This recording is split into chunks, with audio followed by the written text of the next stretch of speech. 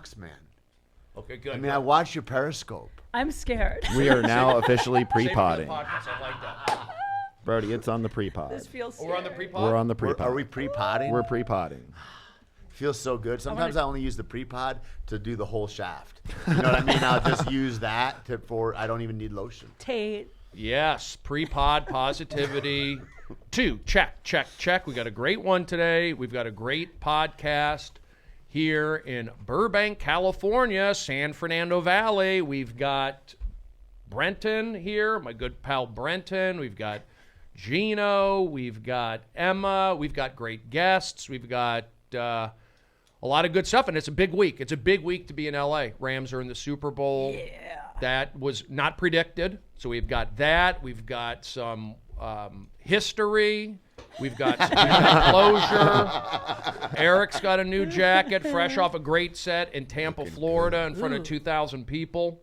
Yeah, Nice. it's pretty So, awesome. I mean, he's in now. We're going to see how his attitude changed. Like, I mean, you know what I'm saying? Like, it could be different now. Yeah, he could get a big head. Now he's I'm the blown up number a one little bit. top More rising confidence? comedian. Yeah. Uh-oh. I mean, we'll see how that goes. We'll see how it goes. That is a nice jacket. Oh, thank you. Very shiny. Yeah, it's just because it needs to be washed a couple times. It's got a little too much shine on it Gotta right now. dirty it up. Go bang it on the Yeah. ground. Let's go fishing in it. And it's you got it on Amazon. I wouldn't buy a jacket on Amazon. Why It's not? too hard to size. Yeah, can't size it. And then how you return it, you know? Free returns. Yeah, free returns. That's a pain. I never It do is. that. I just gave you $60 or whatever, and I'm going to leave that, and it's going to be garbage. To Yeah, me. Like I just you're don't right. return stuff. It's horrible. Yeah, it's an extra step or two. To I me, it's agree. a character flaw on my part. I feel like a bad person. I agree. admitting that, but It's the same. I thing. don't do it. I'm It's the not same that way. reason- And I got to try it on. It's the same reason they do rebates, because rebates nobody ever sends in the rebates. You're right. I used to actually return stuff often from online when I lived in a building with a front desk where they would like hold your boxes, you know. But now I just live in a building where I have to find a post office or a shipping center. So you're right. Now I literally won't walk a block to get $100 back. How sad is that? But you just, It's how successful you are. yeah. But I'm not. But you can just give stuff away at the Comedy Store. That's what I do. It's like a Goodwill. Yeah, that's a good idea. It's a good. I yeah. give a lot of stuff out there. I pull the car up, and if I got hats and all that stuff, I try to give Boone it out. sells it back for $3. I was you just go. thinking that. You I've probably bought some of your stuff from Boone. Yeah. You gave me a pair of Nikes one time that Judah Freelander gave you, and Judah came up and said, Why you? "Oh, those are really nice Nikes." And I said, "Brody gave them to me." Wait, why would you say that? Yeah, you just told that he regifted. I Well, feel like see, we just right? got Is that wrong? Is that, would you say but that was the wrong? They didn't fit you, Brody. That's why. Okay. No, I have a Because they big- were size 12. Yeah, What size shoe do you? I wear a 12. 12, A 12. I wear a 12. What do you Swing. wear, Brody? 11 and a half. Oh, yeah. Sometimes 11. You could have worn thick socks, but I could have. I guess it Snow would have socks. affected my circulation. that's true. Tate, your what's gait, you could have tripped. Yeah, exactly. If you got too long on, I remember because I used to wear shoes too big for me to grow into, and you can trip on that front part of the toe. I mean, that could be dangerous. That's Exactly. a hazard. What It's a age hazard. did you stop doing that? Like last year? Yeah, right. It was bad. I grew so fast that it hurt. Like my bones would hurt. Really? Yeah. Yeah, For I would like get 2 growing years. pains Yeah. in my shins and my thighs. I would feel it. I We'd go sit remember in the that. snowbank and shit. Sit in the snowbank? Are you Yeah. serious? Yeah. Are you both 6'3", 6'4"? Something like that. Probably the same height, right? I'm 6'2". Okay. Yeah, I don't know. I vary. I'm 6'2", 200. How sad is it that I pay such little attention to detail that when Emma asked who's taller, you or Tate, I was like, I'm not sure. And you're 6'2". You weren't sure? Well, just I was thinking, I don't know, how tall do I look up at Tate? Like I was trying to remember if I look you in the like. I Right. don't notice how tall guys are really. It's the trip. I have no idea how big I am until I see a photo.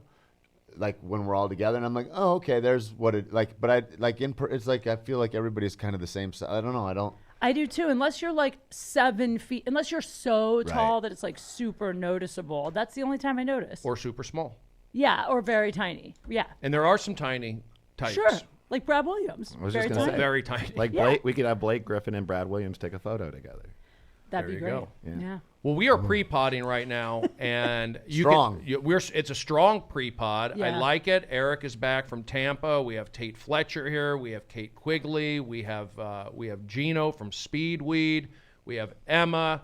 We've got a full house. I'm Brody. I say let's just we move right into a positivity. It's a mental health day, actually. It's Canada. It's Canada. It's Canada's mental health day, I think. Mental health awareness day. It's only for them? Well, I mean, it can be for all of us, but I think it's actually like a thing in Canada today. Someone wrote me that in my DMs, and I was like, huh, that's good timing. Because you're very good with that mental health, protecting yourself, and that sort of thing. I'm learning. Before you start the podcast, can I say something to? Here we go. If you have any questions on YouTube, go ahead and send them in for Brody and for Tate, or being Tate or Kate. I have a question. Tate and Kate. Yeah. Plus 818. You got it. I have a question right now. What's the difference? This is my first pre-pod. Pre-pod's just talking, being silly. Sometimes I'll do my sound effects. Sometimes it just depends. But I have not really been going all out on pre-pods recently. So you're saving it up for in a few minutes when it's go time. Well, yeah, exactly. But Okay. I mean, I kind of just, the thing is with the podcast, I kind of just be myself. I don't really do a lot of shtick necessarily. Pre-pod, I'll do some shtick. I'll do maybe get my sound effects if I do that. But I also felt like today we have 2 really good guests. And lately I've been having 2 guests on, so it's kind of hard to mix in some of the like Brody weirdness into it. Do you like that better, or do you like being one-on-one? I'm getting used to having the 2 guests. I felt like, and Eric Aligny actually thought it would be a good idea to get 2 guests. It would be good for like promoting and just good for socializing, good to get it out there, flex a different muscle. Yeah. Because I've done a lot of podcasts, just solo podcasts. Right. And they're fun, and I'm in my head, and it's zany and all that. And then I would also, back in the day, have a lot of one-on-one podcasts. Yeah. Now I'm doing 2, but I may go back down to 1. It just depends, and that's the thing about like comedy or where I'm at mentally is like sometimes I'm into being silly, and then sometimes it depends on who I'm with. I feel like maybe they will get it, maybe they won't get it. They'll be confused, Right. That sort of thing. Yeah. So it kind of depends. Different skill set for sure, I would think. I mean, to be present and to curate that conversation with 2 versus 1. Yeah. Well, I've done the 2 like the last couple months, and it's been successful. Cool. But it's a different muscle, and it's not, I don't really, and we'll see, how it goes. Yeah. But when I would do my one-on-one podcast, I could really like dig in and do the one-on-one thing, which is fine, which is good. And then when I do it by myself, of course, I'm being zany, taking calls, being silly, but it's kind of just in my own world. Sure. So the 2 guests, I feel like it's more conversation, it's more social, it's more, more the merrier. Yeah. Sometimes when I have on someone the first time, I'll pair them with somebody just because if I don't know them well and I don't know how much, like some people talk a lot more than others, Right. Sometimes you get a guest that I feel like they don't say a whole lot. So if it's just you and them, now you're almost doing like a solo podcast where you're trying to pull it out of them. And then you never call them again. Yeah. You're like, you just left me hanging on Sometimes, that mic. yeah. And sometimes that other person who's a little quiet needs the other person to kind of make them more active. But then I've also had 2 people on before where one person clearly is like carrying the conversation to the point where I'm like, well, I definitely got to have them both back because one didn't get to talk and the other one like killed it so hard. Jason Tebow. Do it. I wasn't actually thinking of him, but that's a good example. Yeah. Jason likes to talk. Well, no, he's very funny, but he'll go into these riffs, and they're so funny, you got to let him go. Yeah. Yeah. He's good at carrying it. I had Yeah. Eleanor Kerrigan on with someone, I forget who it was, and it was just so clear. Like I could have just easily had Eleanor alone. I didn't even need to. She was so funny. I was like, I should just let her talk the whole I time. heard she's a professional. Yeah. at that. Yeah. Yeah. She is. She's great. She's so funny on the Dice videos. They're so funny together. They should have a sitcom. Like they're so. Do you watch their Instagram videos on Dice's feed? They're hilarious. I've got to check it out. Yeah, and he takes her to the when she goes to the award shows with them, and Dice is just so silly on those Instagrams. Yeah. How long have they known each other? Like 40 years or something? Like something crazy, right? I would say close to 20. Yeah. Eleanor, she was a waitress, server at the Comedy Store. And then she'd open for him. He'd bring her on the road and all that. Yes, I mean, yeah, she got into comedy. I mean, it's like, that's a crazy thing, that kind of length of... the Comedy Store is so wild to me when I watch it, and you're like, it's just a trip. And you get to see people like in the days when Joey Diaz is going to 4 different clubs in a night because he's just like, I got to get up, I got to get up, I got to get up. And then you see where careers go in like 10 years, and you just can see what hard work and where it puts people. It's just what a vessel to carry life in that place is, you know? Yeah. I mean, it's a little. I mean, it's pretty crazy there now. It is. It's a lot of energy, a lot of things. I get anxiety there. You can, right? Yeah. Is that the internet? No, I mean, because 6 years ago, Oh, yes. because Brenton, 6 years ago it wasn't like that. It's not like today. Brenton Biddlecombe did a great job with their Twitter, their Instagram, Facebook, all He kills the that. social Crushed media. it. Yep. Yeah. I think the Comedy Store. Now, I've been past there since 2000. That's when I got in there. So I was there, and I would always be doing late night spots or after the hump kind of thing. I'm looking back at some of the lineups. I actually had some decent spots, but I was always kind of after the hump. So in terms of like a lot of the craziness, you hear stories like Bobby Lee and Ari Shaffir and David Taylor and all these guys craziest. I missed that because I was always late and I was just in that late night world. Yep. So I kind of like rode above that. I was away from because that. Ari beat Bobby up and it was like 9:30 at night, and that was a little earlier Right. than you would normally. You show up at 11. Yeah. You're like, I missed everything. I swear Fighting though, again. I remember seeing you on those nights going up, and it was just I would fucking howl. Me and Rogan would sit in the back and fucking howl. He'd just like, you got to see this guy. And from the 8-1, like it's fucking hilarious. Took my mom out to lunch. All that You shit. got it. Just fucking. It's You're so something else, fun man. to watch. He's so fun to watch because you're never the same twice. no, it is Every a time treat. is different. Yeah. Depends, like, yeah. Well, thank you. Yeah. And then your special that you just taped recently was fucking ridiculous. It's like you go through flawless, you know? Like you see guys tape a couple shows a night because whatever, if they don't do something correctly or whatever. But like to see what you did was amazing, man. Oh, thanks. It's Yeah, a I trip. remember you were there. Yeah. Yeah.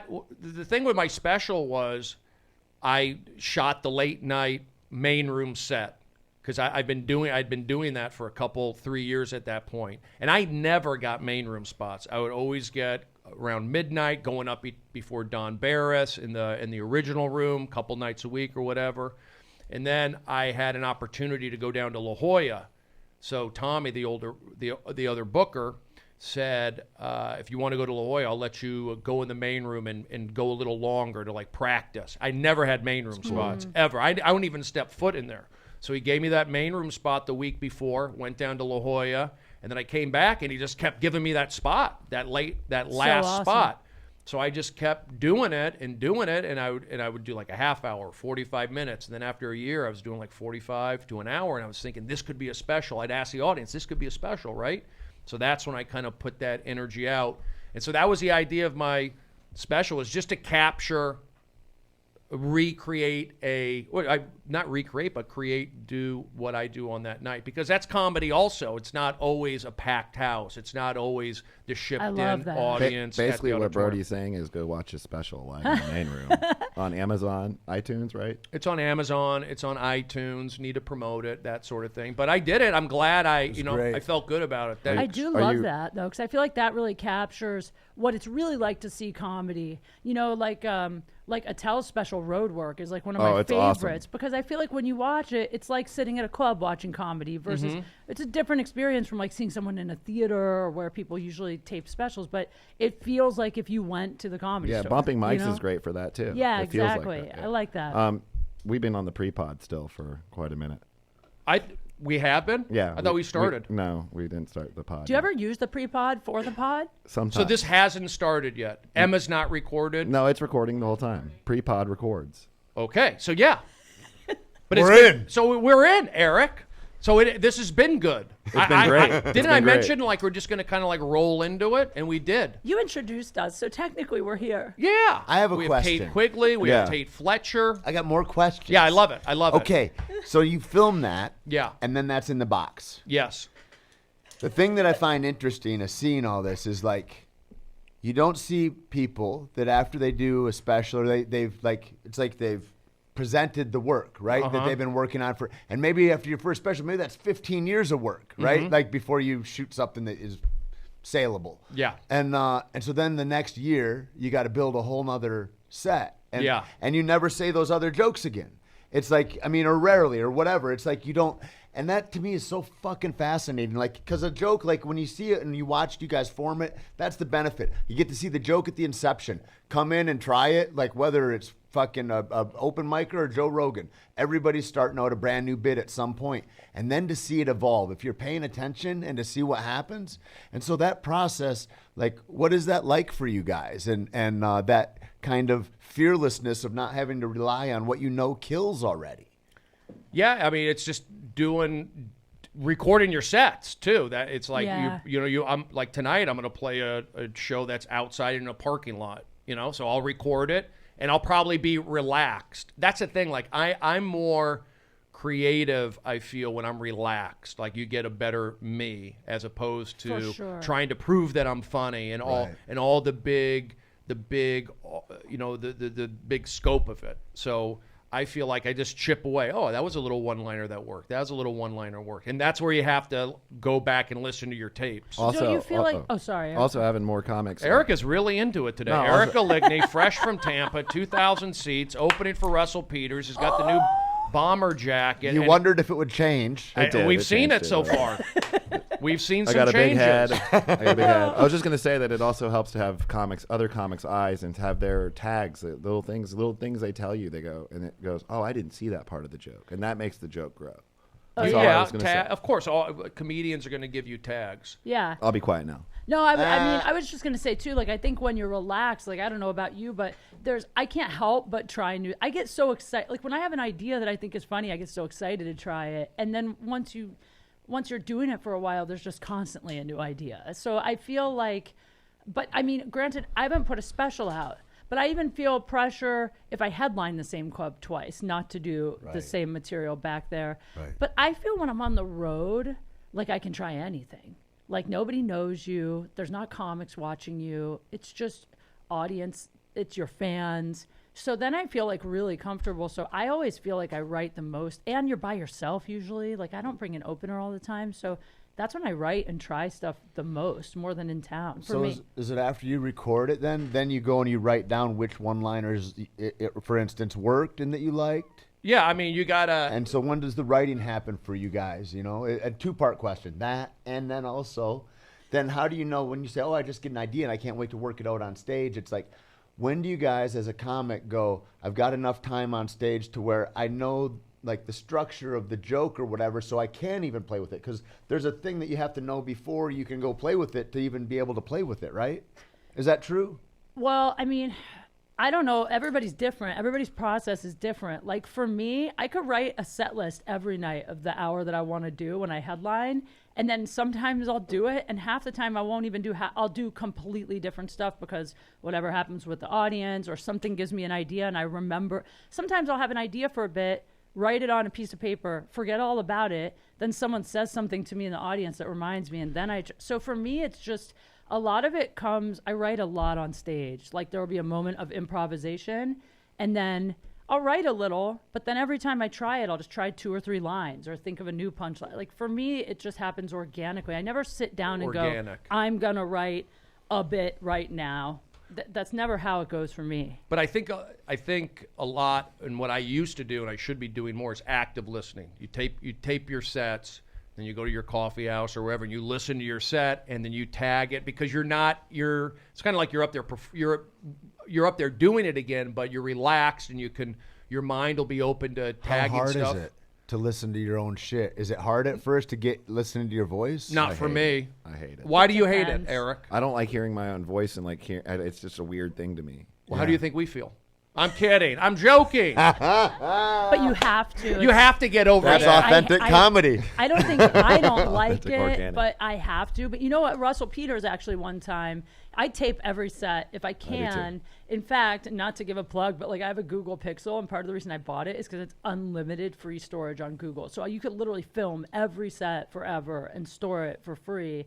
But one time I was filming, and Russell Peters said to me, "Don't listen to that or watch it more than once. Watch it once, write what you think, and throw it out," because he's like, if you watch it too much, you start to get too in your head. And I think there's something to be said about that too. Like for me, I don't know about you, but I have places where I'm most relaxed, where I think the most ideas too. Like I put up a whiteboard in my shower because I always think of tags in the shower. I don't know if it's because I'm relaxed. I don't know why. The but pens don't get fucked up or Yeah. wet? Like, how do you do it? I have these Steam. I have these markers that are made to write in the shower. You can buy them, and I keep them in incredible. my Oh, really? shower. Yeah. I actually want America, that that. doesn't happen without America. And then also third world countries to make it. But They're lucky vis- just to get a shower. I visualize right. in the shower. I mean, I meditate in my Yeah. shower. I could tell you, like, when I had my show back on Comedy Central and I was coming up with stuff, it would constantly be in the shower, visualizing, thinking about this. So how do you remember it? Or like I what- just ingrained it in my head. I just, like, manifested it. Like, everything I did on that Comedy Central show, which people liked, critically acclaimed, I visualized it all. Like, we had writers and we had other guys Sure. helping out, like, help with some structure, but the idea of everything, the idea of the whole show, of how the show came about, and then how it went off track, and how it went back on track, and how I got back onto Conan, and then the next one I turned it into doing a half hour. I just put it all in my head. I visualized it in the shower. But did you write it down or say it? Do you like that was my problem, is I was always having great ideas in the shower, and I was like, how the hell am I going to remember this? And then I have an Amazon Alexa, so for a while I would make notes. I'd tell her, but then I would forget to like read them. So now I put them all down on this. You can buy these. and like, now your shower Alexa is markers. killing cool. it somewhere. Yeah. But yeah. I just manifested. I made it like a part of me. I was so committed to doing that 15-minute episodes for the HBO Go, and then having it be 12 28-minute episodes or whatever it was for Comedy Central. I just visualized it. I just every day I'd be in there thinking, okay, yeah, that would be funny. That would be funny. That's good. I can It see really that. works. It worked. I think so. And I kind of like now it's like, I mean, I think eventually maybe same thing with like my comedy special. I did in the main room. Now I got to think of something else, and whatever that may be. that's an amazing thing too. Like we look at what Neil Brennan did with 3 mics, and like Awesome. you look. I mean, it's like you talk about like pushing the borders out of what you think comedy might be. Like Yeah. it's really cool to see what's happening. Do you guys think that like when you say that and like you're saying, oh, I write on stage or in the shot, like, so is comedy more maybe early on? It's a functional thing that you're going to write out exactly what you're going to. But like what you guys are talking about is more. It seems to speak of like inspiration or like the universe talking through you or something, like these ideas or these inspirations that come into your head about like, oh, here's a bit and I'm just going to start fucking freestyle talking about it on stage in the moment. Yeah, like I'm it's on almost stage like in the moment. like God-like flowing through you. Like here's another idea, and it only happens if I'm in the trying and the risking of right now or something. Yeah, and where you're at. Like if I was in Portland, I'd probably spend my whole set talking about being in Portland, doing that sort of thing. Or when I'm in Phoenix, I'm in Phoenix. I'm at that spot. The problem is sometimes with me, if like for example, I'll go on the road with David Spade. He took me out on the road a bunch last year. I just auditioned for a movie with David Spade yesterday. Oh, really? The One in Hawaii. Yeah. Okay. In Hawaii. Yeah. Oh my God. Get me in on it. Can I be an extra? Yeah, me too. can play brothers. Hashtag me too. He's going to be out there for a couple months. Yeah. Jealous. Yeah, so I'll go with David, and they're his audience, so I don't want to go too off the rails. But I mean, I can say whatever I want. I can do what I want. But I get a little in my head a little bit because I feel like, okay, I got to do my jokes. I'm setting it up for David to do, set it up for him. Yeah.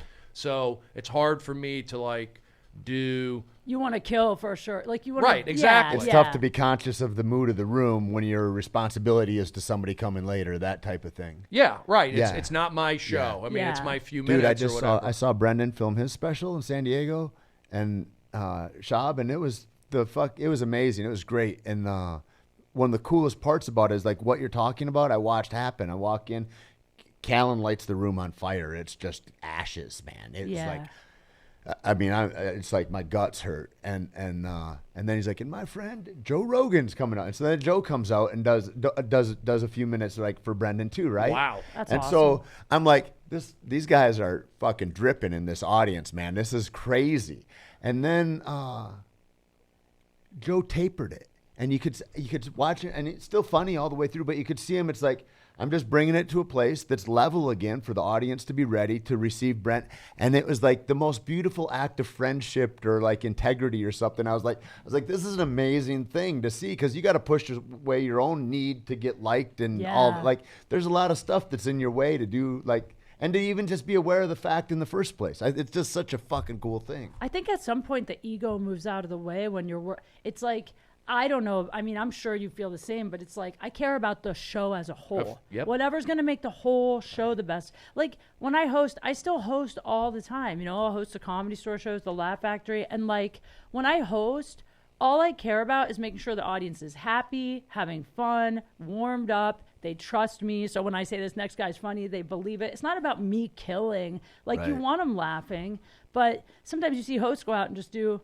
You know, they just start into jokes. They do 7 minutes of jokes, and they won't get off till they get a big laugh. And it's like, that's not your job. Like, we know you can be funny, but your job is. Yeah, I never liked that as much. Yeah. So, but I think that that's the whole thing. Is just once you care about the show versus your ego being the main thing. It's the rule of life. That's it. You know, you care about your community doing well. Like, why do I want to do well so I can serve better? Or so you know, like that becomes the higher conscious. My biggest lesson this year has been about like trying to drop ego involved in just relationships, friendships, just everything. Like, why am I holding on to this? Is it because is it love or is it ego? Like, why? Like, everything. And it's amazing when you start to look at that, it changes everything, I think.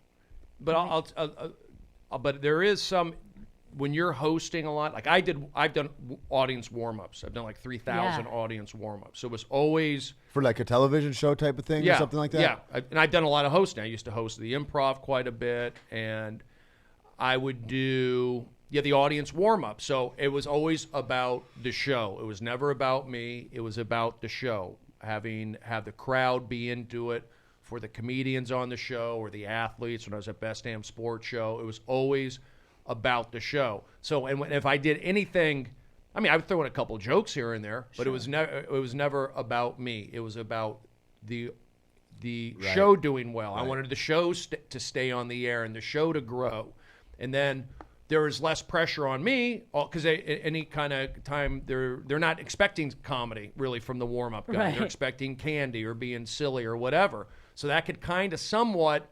It hurt me a little bit, like doing stand-up, because first of all, I was doing audience warm-up in the afternoon at the Fox lot, and I'm meeting all these athletes and cool people, and I'm getting a couple bucks. And then at night, I didn't want to like burn out too much. So at night, I'd be kind of up there doing a little bit of like, I was still like had that warm-up on me.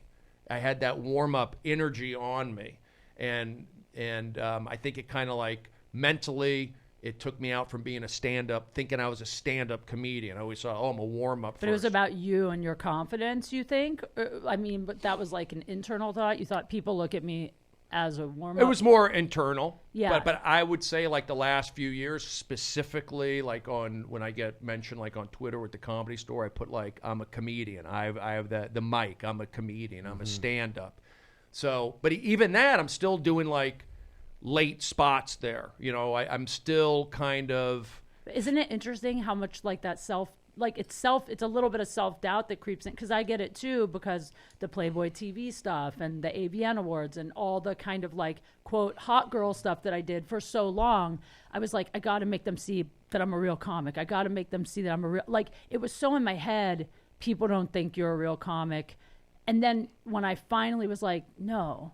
I am a real comic. Who cares what everyone else thinks? I just need to focus on what I know. And I know like how much I'm writing, and I know what's happening on the road. And like the self-doubt is the thing that makes it or breaks it, really. Because at the end of the day, everybody's really thinking about themselves in this business more than they're looking at what you're doing or caring what you're doing. It's sad but true. But that feeling confident about owning your shit and going, at what point am I an actor or a fighter or a comic, and I would say to anybody, it's not really even if you're paid for it. It's like when you're in the endeavor of the thing, you are that thing. If you are not doing that thing, it's like knowing a lot about nutrition.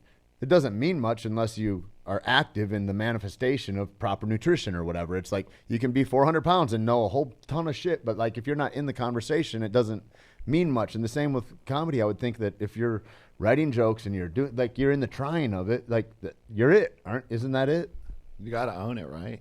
Oh, well, fuck, and like to not, it's like we fucking kill ourselves so much. It's like that whole idea, I got to get out of my own way. It's like that thing about getting out of your ego or whatever. It's like, if I could get myself out of my own way enough, I would be in such more an advantageous place, in life, I think this is a good segue to one of the questions on YouTube. Can I ask Okay, it? we have a YouTube question. Eric, good job.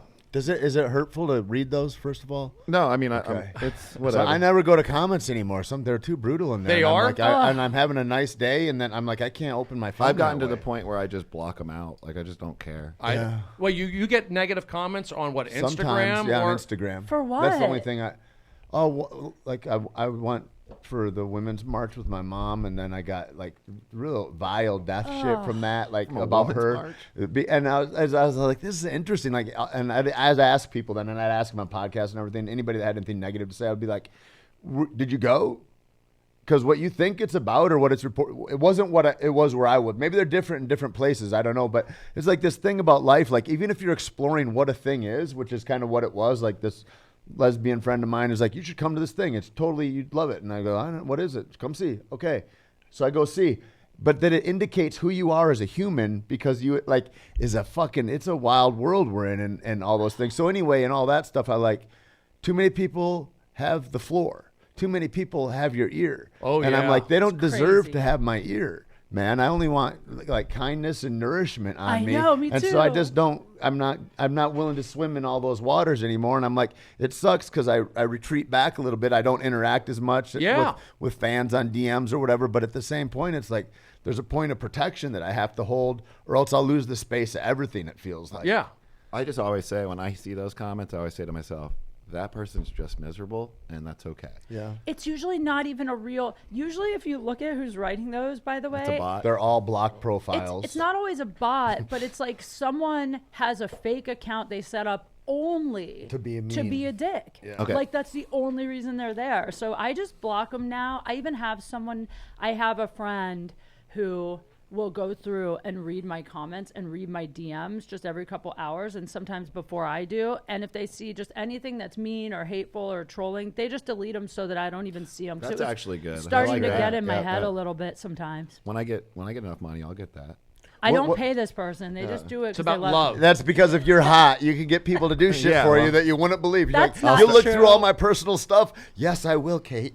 It's a girl. Then you should have plenty. Then you should have plenty of people to look through your stuff, Tate. But, Right. but Kate told me like last week, a couple weeks ago, I had like a negative tweet. Some guy said something, and you said just block. Even if Even- somebody just makes Yeah. you think that puts you in Even a if negative it's space, just block it. mildly Well, there's this irritating. Mildly Yeah. There's this irritating. over familiarity. So they'll be joking with you as if they're your best friend. Yep. And it's like, I don't know you like that, man. And so if you are trying to say something snarky that you're just trying to be like a bro fist bump with me, I might just block you reflexively because, fuck, I don't know. Give me an LOL. Also, Give me an LOL and I'll exactly. block Emoji, you. yeah. If you're a grown Something. human and you do LOL Oh. still, I can't have it. I just give you the I smiley can't face have that. emoji. If you're 14, cool, man. You still got another 4 months. But after that, you stop that shit. Don't you have a driver's license and be LOLing out there? Also, I'll just block people if it's about me. But you know, when I get vicious and like the claws come out and I get so angry is when people say something about one of my friends. That's what I was just going to say. I go in hard on other Oh, people that yeah. talk shit on friends. yeah, like yesterday, my friend Bronston, who's a comedian, you probably know. He I like Huge Bronson, guy. yeah, big Yeah. tall guy, Bronston Jones. He sends me postcards sometimes from the road, like just to be nice, and they'll say like nice things.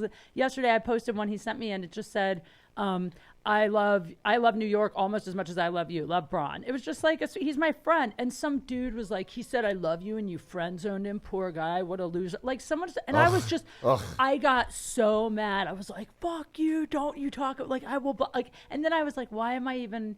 Don't waste energy. Just block them. Just block them because that's just negative energy you don't need to spend. Okay, so we teased this long enough for this. Yeah, to the Sorry. question. I'm sorry, Eric. I fucked you Oh, up. look at this guy. Go ahead, Eric. So it started off with Terry Green Beans. It says, Terry Green Beans, by the way, went viral today on the internet. really? Yes, because he's in Chicago, and you know it's the polar vortex, and he put out a Paul Konerko Chicago White Sox jersey. Paul Konerko was on the White Sox, and he put it out on his patio for a minute or whatever, and it came back in like hard as a board. It froze, and it was trending on Twitter, and it's got. Is that because Paul Wait. Konerko froze in the playoffs or something? That's inside baseball talk. Who is Terry Green Beans? I thought this was an actual green bean company, by the way. It's one of the followers from the Festival of Friendship. That's his handle, but Okay. he's a big like Brody supporter, and he's all okay. over Good guy. Periscopes. And he came out to my show in Chicago when I was out there a couple weeks ago. That's He came cool. down to the show, good guy, Nice. positive. And then I turn on Twitter today, and I see that the Frozen T-shirt, and it's like it's being retweeted by everybody. So he went viral, and he That's pretty awesome. and he Love it. claimed positive energy. And Of had course, something you to do brought with you it. brought him the positive energy. Maybe, I don't know. It's likely. So Terry Green Bean's question or actually statement was, "I'm glad Brody and Tate worked it out." And Buddy C. Buddy, who's also a Festival of Friendship fan, when did they make up, or did they ever do it in publicly or not off? And what happened? Can I know what happened? I don't know read what that wrong. happened. But yeah. I need to know too. What happened? Well, if you want to talk about, I didn't think I thought we were doing great, but Eric wants to focus on Throw drama. a wrench in it. You are throwing a wrench into it, but hey, But let's I feel like if they're asking a lot, they've been asking a lot on there, so they're very interested in it. It's so nice They that should people know. are so curious about us. People love drama. Yeah, it is. People do love drama. The thing is we had an afternoon where we did another podcast. I Punch don't- Drunk. We will say the name of that podcast. It's Punch Drunk. And you just come from Chicago, the Cubs. no, but you'd come from somewhere. You'd just come off another podcast or something that. I may have, yeah. This is what happened. The Chicago Cubs won the World Series, so I was hanging out with the Cubs. My friend's a coach, Right. Being positive On the bus, on the bus. Ooh. Got to do all that parade. stuff. So cool. held the hardware. You got it. Wow. Held the hardware. I was around it, and I never brag. I'm sharing, and I'm also showing like, look, I'm a Sure. positive guy. I focus on it because I played baseball in college, Yep. and I've done a lot of ASU. ASU, Arizona. Thank you You're very allowed much. to be excited. Well, yeah, I And was so, but the excited. thing was, so he comes in to download all the inside information on this sports podcast, and I'm just an idiot on there talking to Tebow, basically. Okay. And so then I feel like that all the harried previous day or whatever's going on, and then all that intention, and then like, who the fuck is this guy? Me. And then he's like, what is all this? And this is negative and fuck this. And then there was whatever online with that. Basically, is that the gist of it? Yeah, kind of. I went in. And then there was some mean periscopes that when Brody went for walks, he'll He walk. He does definitely gets on therapy, but that therapy is on Periscope, and then it's available to everybody. And, I don't know if there was a motherfucking of Tait Fletcher that happened or whatever, but all I knew is that I was just sticking to what I knew, is that I love Brody Stevens comedy, and I've always been a fan. Thank you. And then, until Eric, of course, brought it up like the gentleman he is, I just thought like what had happened is like two large alpha gentlemen like Brody and myself. The next time I think we saw each other was maybe your special or around that time. And I just decided, well, I'm just demand kindness. And I know that Brody is inclined to that way. And I was just going to smile and say hello every time. And then we never had to speak about it again. right. Until we now. call that- Until now. we But call it's that better to being get it. squash. It's better to get it out. It's better to get it out and get it over with. But I I- still don't even understand. I So came it's just to- weird tension. It was just It an was just argument. weird. It was just an argument I- on live. Yeah. Go ahead. I came in. Triple E said, and Tebow, come on, because Tebow's a huge Cub And fan. you were mad at me from a year before.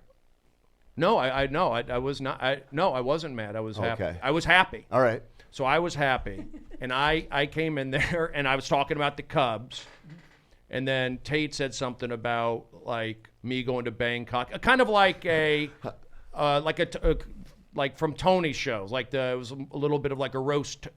I kill wanted to hear about his experience in what exactly happened. It was just it was just and crossing. he was on another vibe, and I'm on a sex play vibe, and he's on a Cubs world. His heroes have just won the World fucking series. That's what happened. And I'm over here talking about tranny dicks. You know what I mean? Oh wow. And here's Yeah, the those deal. aren't the same. Like, No, different conversations. Different world. So that's what happened. We That's didn't meet on essentially the what same happened. vibration. We weren't on the same vibration. I get it. But I've had those issues before with like I've butted heads with Tony. I've butted heads. Tony a couple times, but Tony's like a little brother to me. Yeah. So sometimes I get, I've had some like mix-ups with guys. I've had arguments probably with everybody at the Comedy Store. Well, it's a small community, and it's really like we see each other. So I mean, it really is. You see each other constantly. There's nights I've come to the Comedy Store and been out of my mind. Maybe I just broke up with someone. Maybe someone just died, and I'm being bitchy. But no one else knows what's going on with you, so it's entirely possible. We're almost like a family.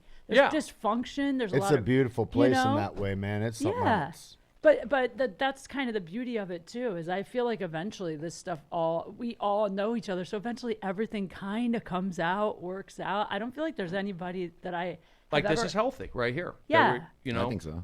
I've had stuff happen like that with comics. But that's where it was. It was just kind of a crossing. Right. I came in specifically for baseball, and I could see like if some people might not And saying the internet I makes get stuff it. bigger than. I mean, it was like a whatever, and then the internet, you give somebody something to chew on.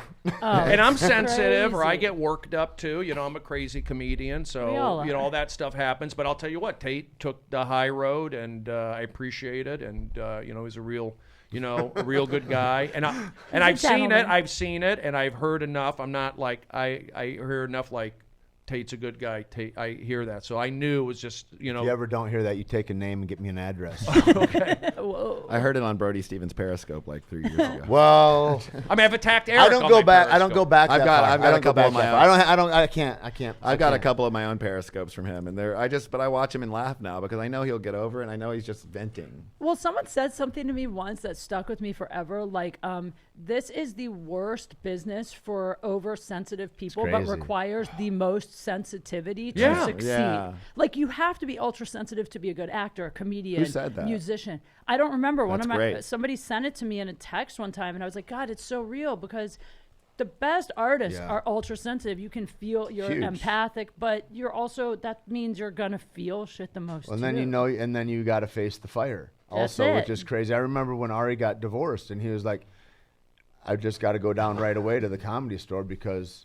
I go, well, why? He goes, because all those guys are going to tear me apart, and I'd rather get it over with sooner. And I was just like, that is but that was back in the day when there was a different tone there, right? That was a darker time. That was when you could get knuckled up in the back, or whatever. And that's not like that. That now everybody is so much bringing everybody up together. It's a different world. I think it's changed with social media. You're going to have his back either way because it's like you know what goes on. It's never another fellow comedian or somebody who's like in the hallway there. It's always some guy, on social media who doesn't know the relationship between. Sure. I'll say like Tony and I have had like a couple flare-ups on video. So Is that right? Yeah, but God, I bet they're hilarious. maybe not. I don't know, but the internet, it's up there forever.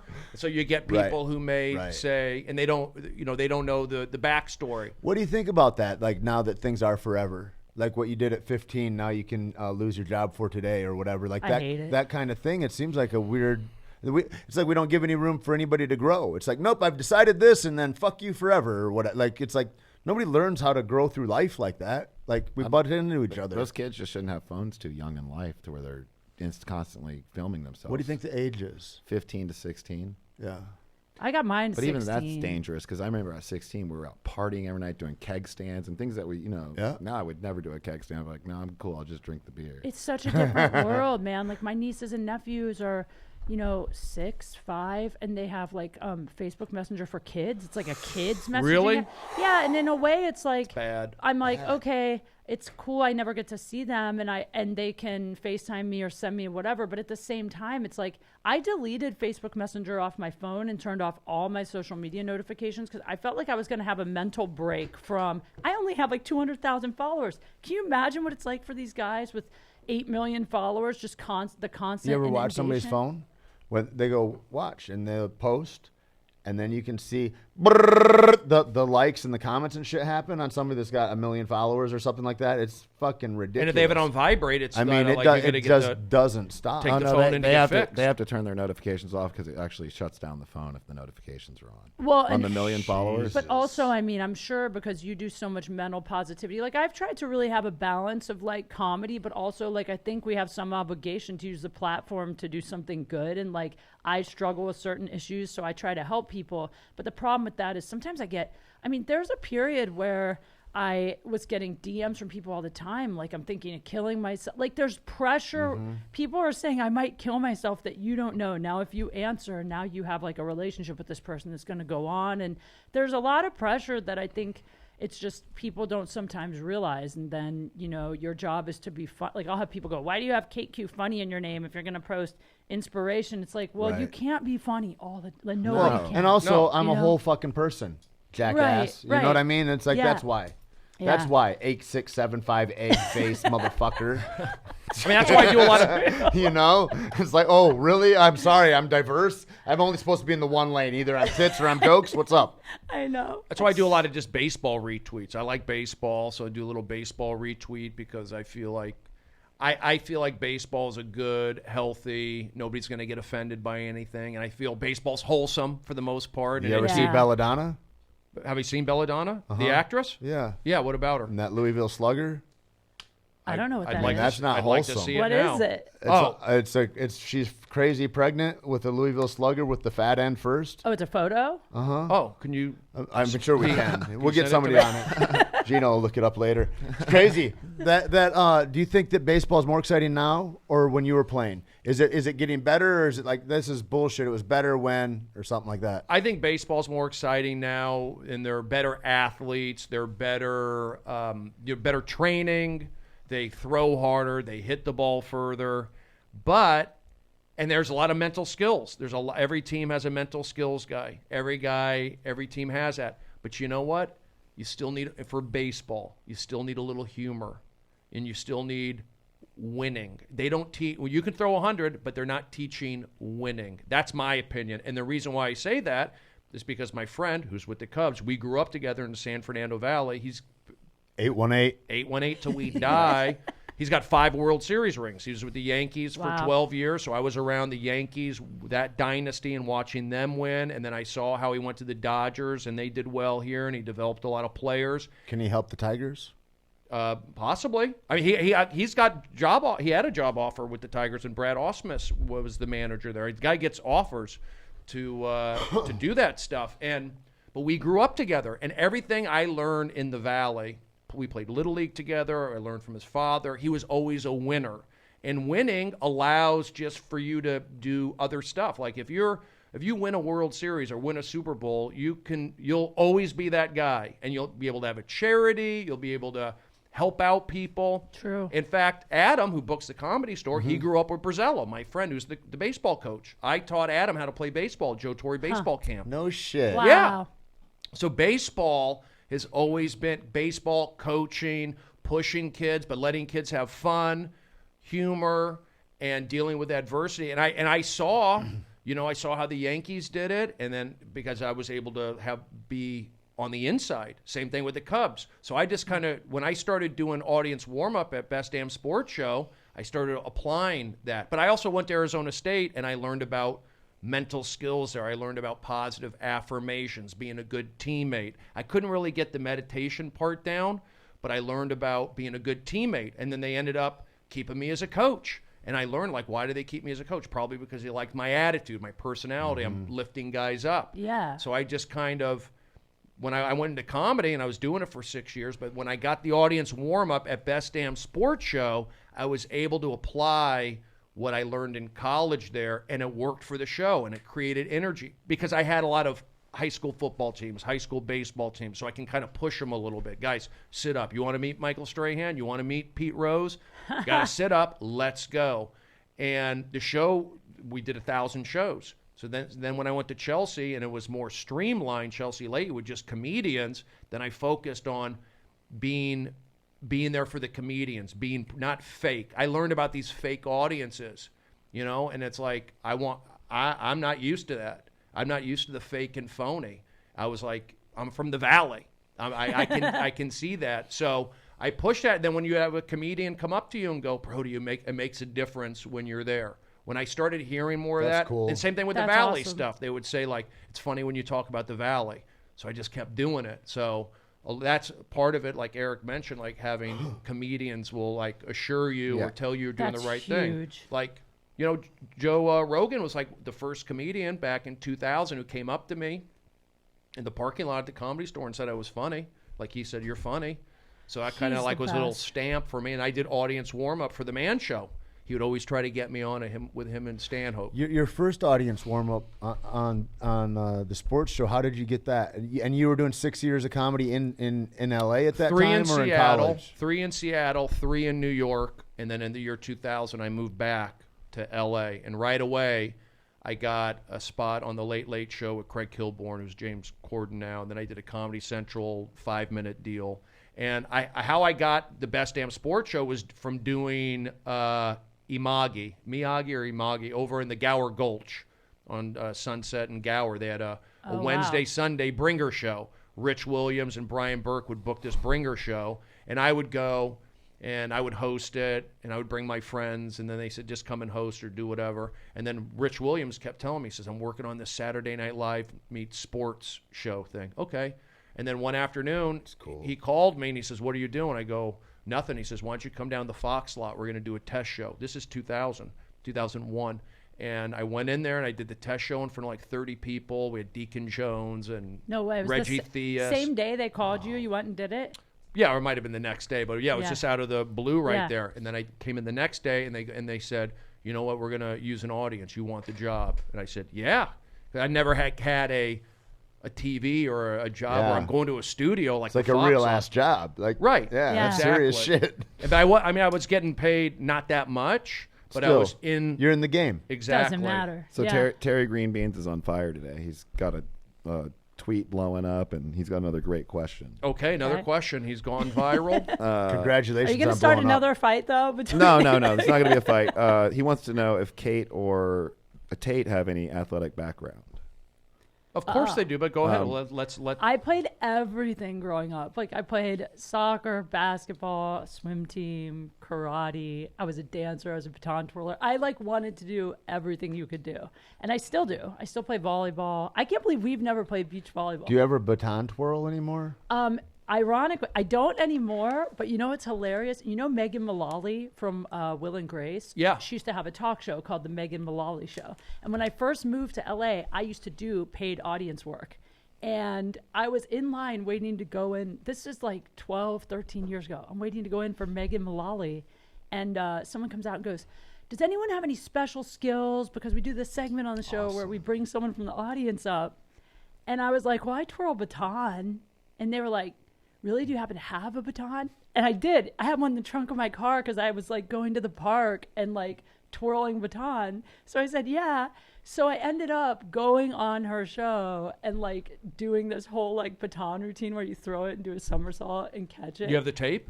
Yeah, but what's hilarious is the first time I threw it, I did a somersault. I missed the first time. And the baton bounced into the audience, almost hit someone. And then she was like, this is all on TV. They didn't cut me missing. And then she's like, you want to try again? I'm like, yeah. And then I did it again and caught it. Nice. But it was so embarrassing the first time missing. Who was Yeah. doing the audience warm-up? I want to know why I didn't get that I good. don't remember.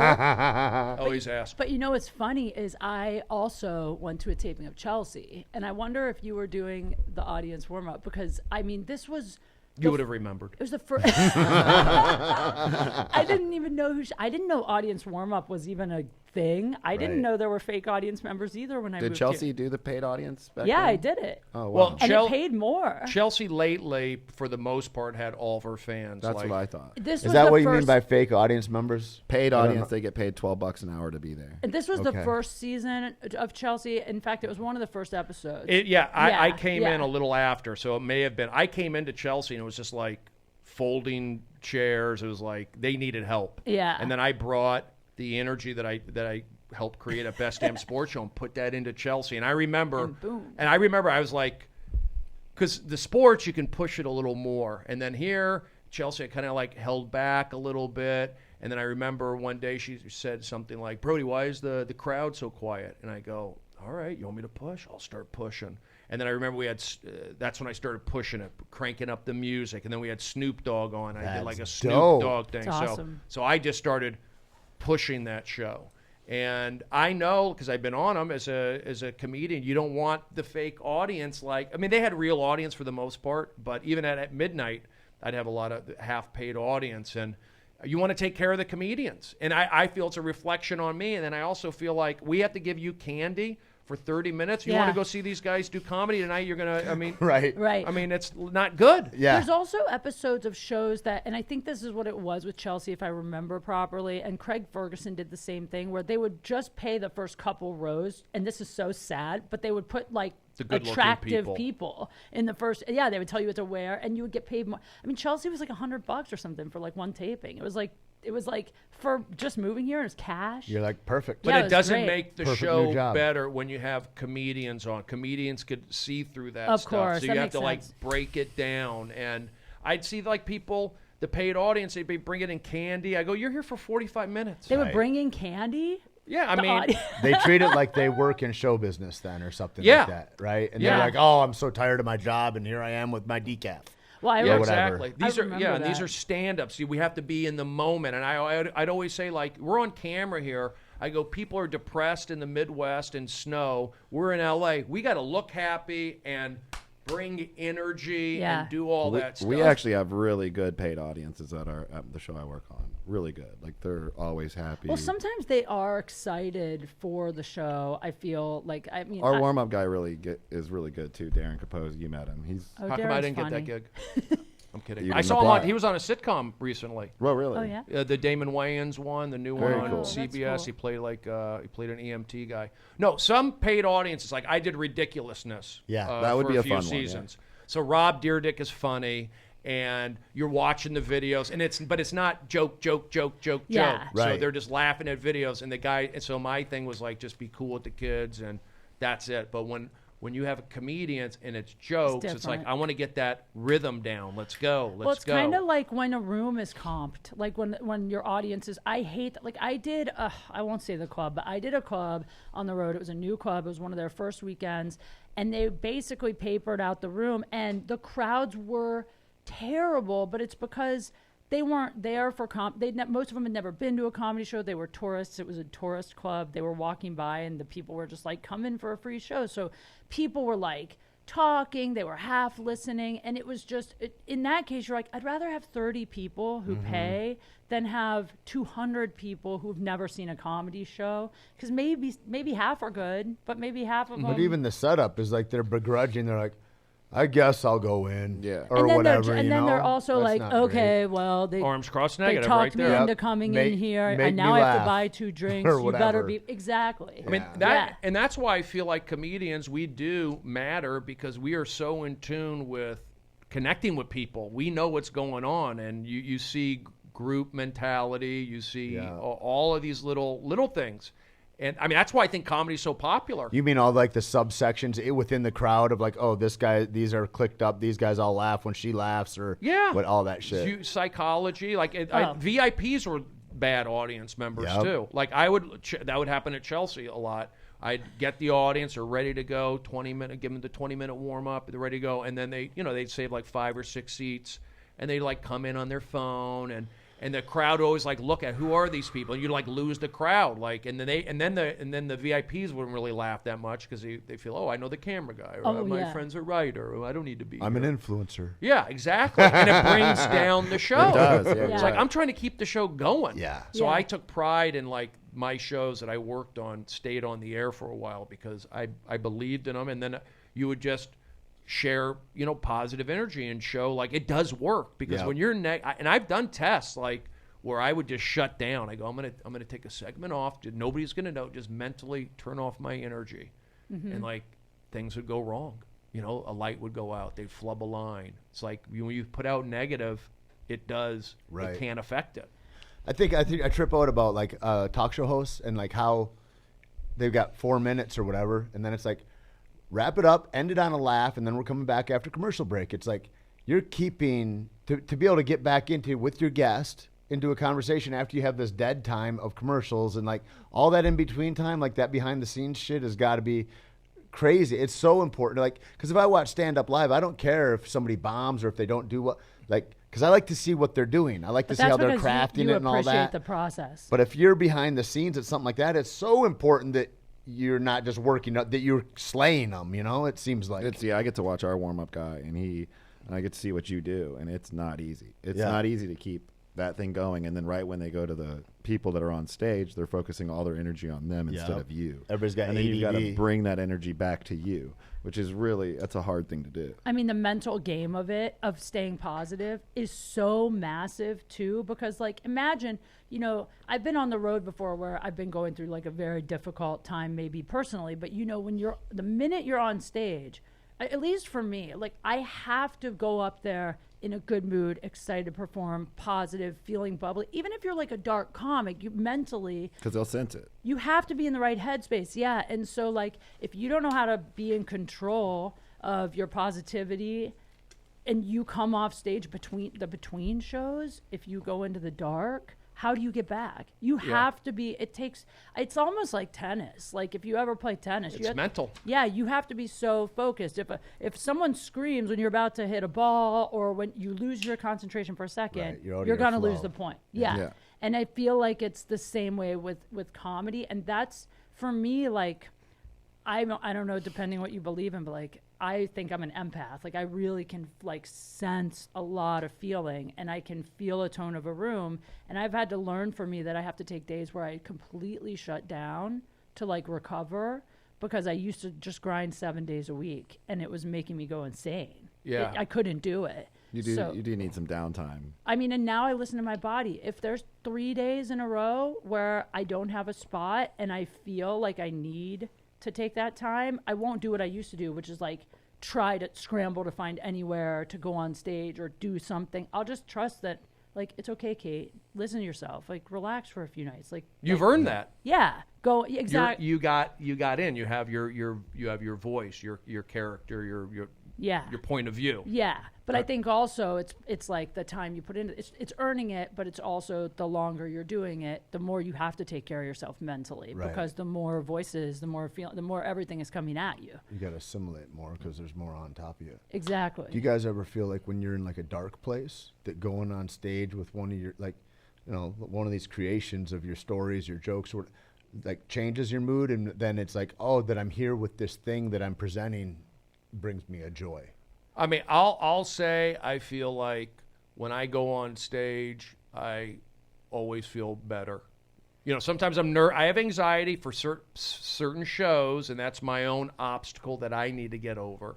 But for the most part, I get on stage and it's like riding a bike, and I'm happy and I'm in the moment. It's like same thing with doing a podcast. I'm like picked up now. My energy is up. I'm feeling Yeah. Yeah, good. yeah. I mean, that's When we're with people, we feel better. Is Yeah. this, Exactly. Is this still the pre-pod? Do you want to get to these topics? Would you like to go over these topics today? You told me to look up some topics for you, some popular topics. I mean, what when we were just on a roll. Yeah, but we're on a time constraint. You said you wanted more structure, so that's what we're doing. But sometimes you got to read the room and go, you know what? I'm gonna throw that to the wind, and you know. But if you say you want structure, you got to put structure in it. You can't throw it to the wind because that's not structure. But sometimes you have to make an executive decision. I did that the other night. Speaking of warm up, I was doing audience warm up down at the Laugh Factory, Long Beach. They're taping specials down there, so I went down there. And I went up and set the room up and captured the audience and let us know. It takes. No, I'm in, guy. Finally, I just noticed I'm the only one that didn't have them. I didn't even realize you didn't have them. But you were great without them. Thank you. Gino, your I Speedweed just- works. I just thought you didn't want to hear anything the whole time. I'm like, that's I was cool. like, oh my God, I'm the only one that's not a cool kid. But sometimes you got to make an executive decision. and that should have been to tell Tate to put on his headphones. or not. He was doing great without Got a them. freestyle. Thank you. You look natural. It was you. organic. Thank you. This is an interesting question, though. I'm sorry, I'm cutting off your topics, but I want to ask Brody about this, because for me, I tend to always write about things that I'm going through, not even on purpose, but like, you know, we're comics. Like, my brain goes, oh, this hurts, but what's funny about it? And then it often becomes a bit for me. But then sometimes I wonder if, like, for instance, like, I went through a breakup with a guy who was like a Wiccan, and so I do a whole bit about dating a wizard now, and like all the weird stuff about wizards.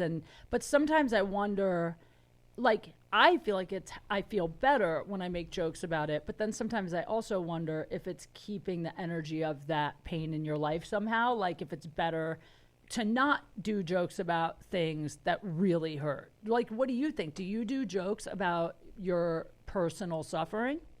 I think there's some inspiration for it. You know, He vandalized a dollhouse. I really did vandalize a dollhouse in Sacramento when I was a kid. That's I talked painful. about painful for the dollhouse, painful for me. Is it painful? Wait, what is it?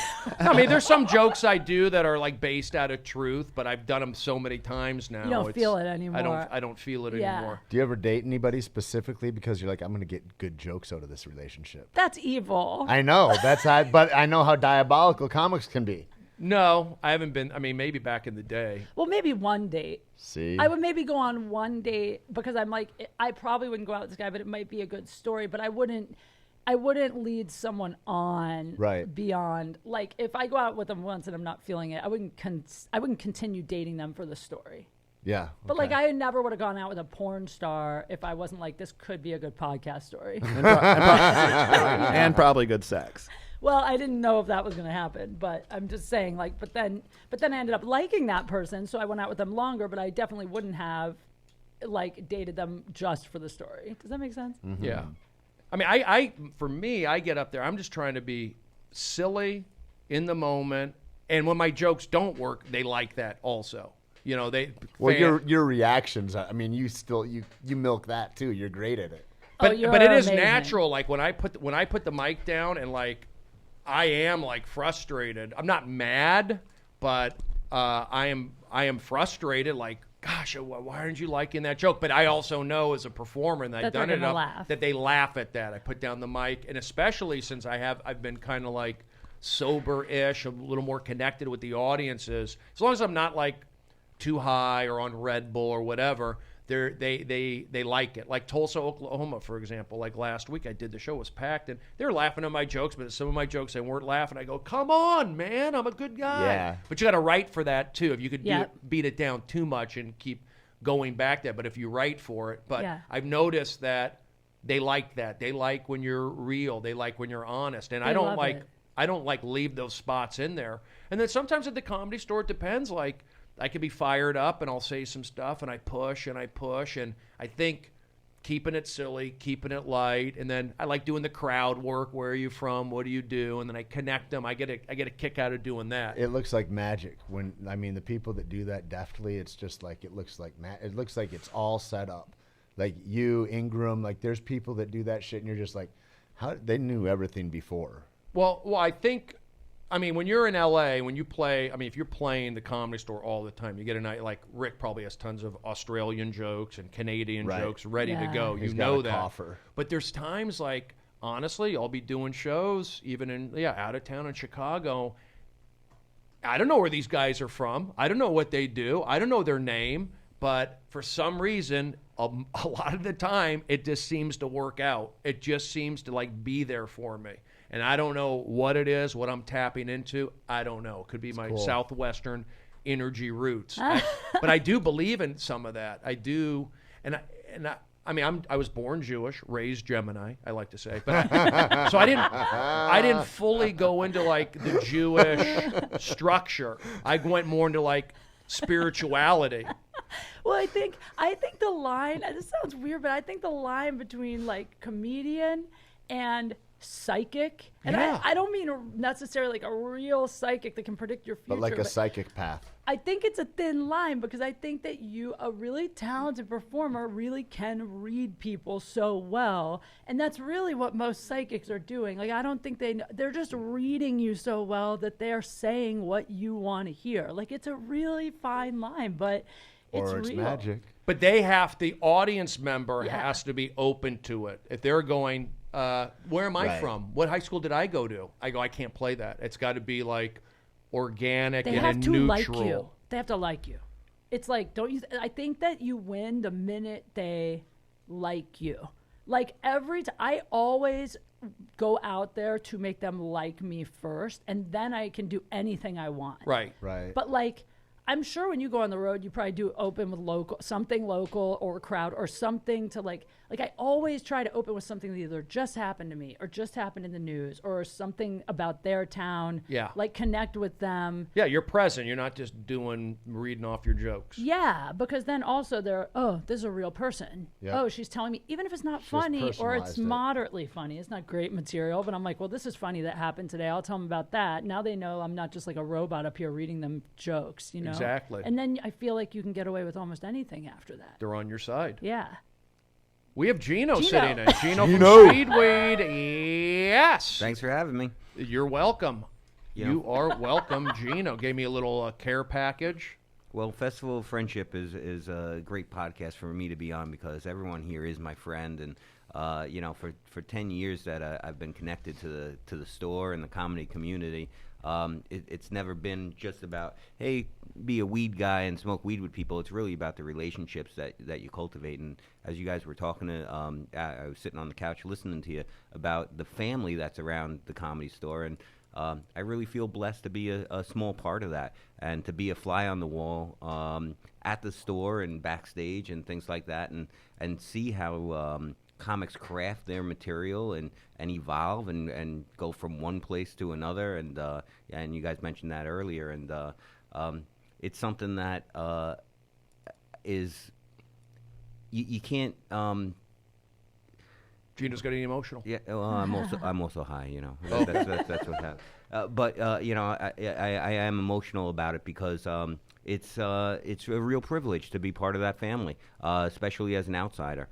And I can't thank everyone enough for what they've done for me as well. Oh yeah, you're a big part of the store. You're there all the time, and sure.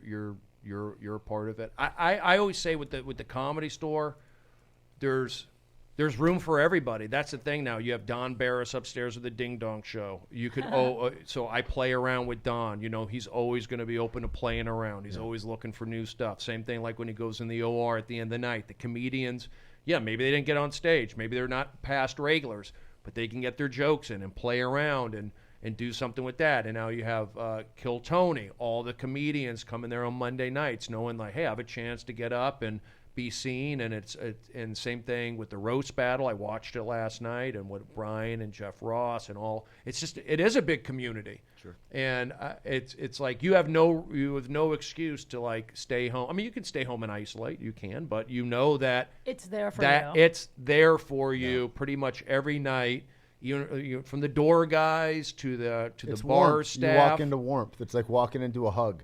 Yeah. You see all those people. There's everybody welcomes and smiles. It's amazing. I always say it's like a family reunion that's always available. And it's like not everyone there is your favorite family member, but you're all family. You all like, and there's definitely been nights that I am just kind of in a rut and I won't even have a spot. And I'm just like, I'll just pop in there. And I almost always leave feeling better. Yeah. You know? And especially now with like the back bar, and there's like so many more places now too where you can even go, and if you don't want to talk to strangers, you don't even have to. You can literally just go and see the other comics, and like it's so nice. I love it. Yeah, that was my first club, because I grew up here in L.A. and then my mom, she dated her boyfriend Jack, who lived over in Alta Loma. So like in the mid '80s, I'd be looking at the Comedy Store, and I just knew something was going on. Some kind of energy was going on there. It wasn't the Improv. I didn't even know about the Laugh Factory. Those were like too bright.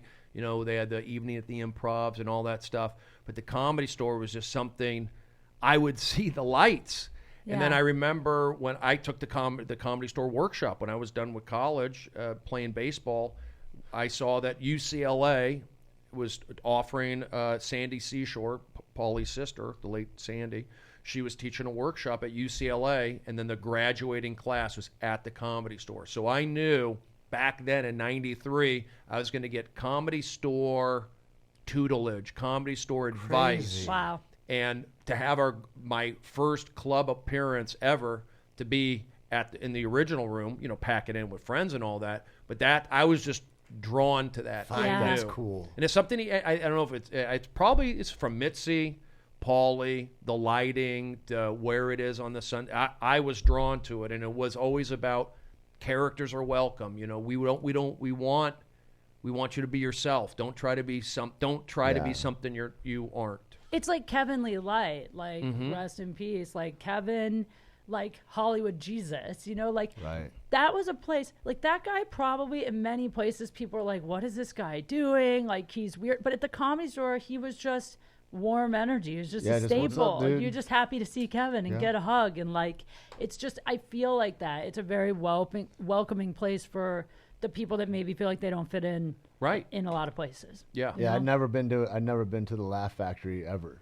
But it's like there's something about the building that it's like you go right up to the sidewalk that it looks dangerous almost. I'm like, I don't even know how to navigate that building. I'm going to avoid that. I'll just keep on going. And then you get to the Comedy Store and it's like everybody's written their names on it. It's so homey. It's almost like where, he's now 5'11" and you put your name by it on the door jamb or something. Right. But that's the whole building is this. It's dark. Yeah, it's a dark. Beautiful fucking idea. I mean, it is dark, and Yeah. Mitzi, had it that way. But there is a warmth to that darkness.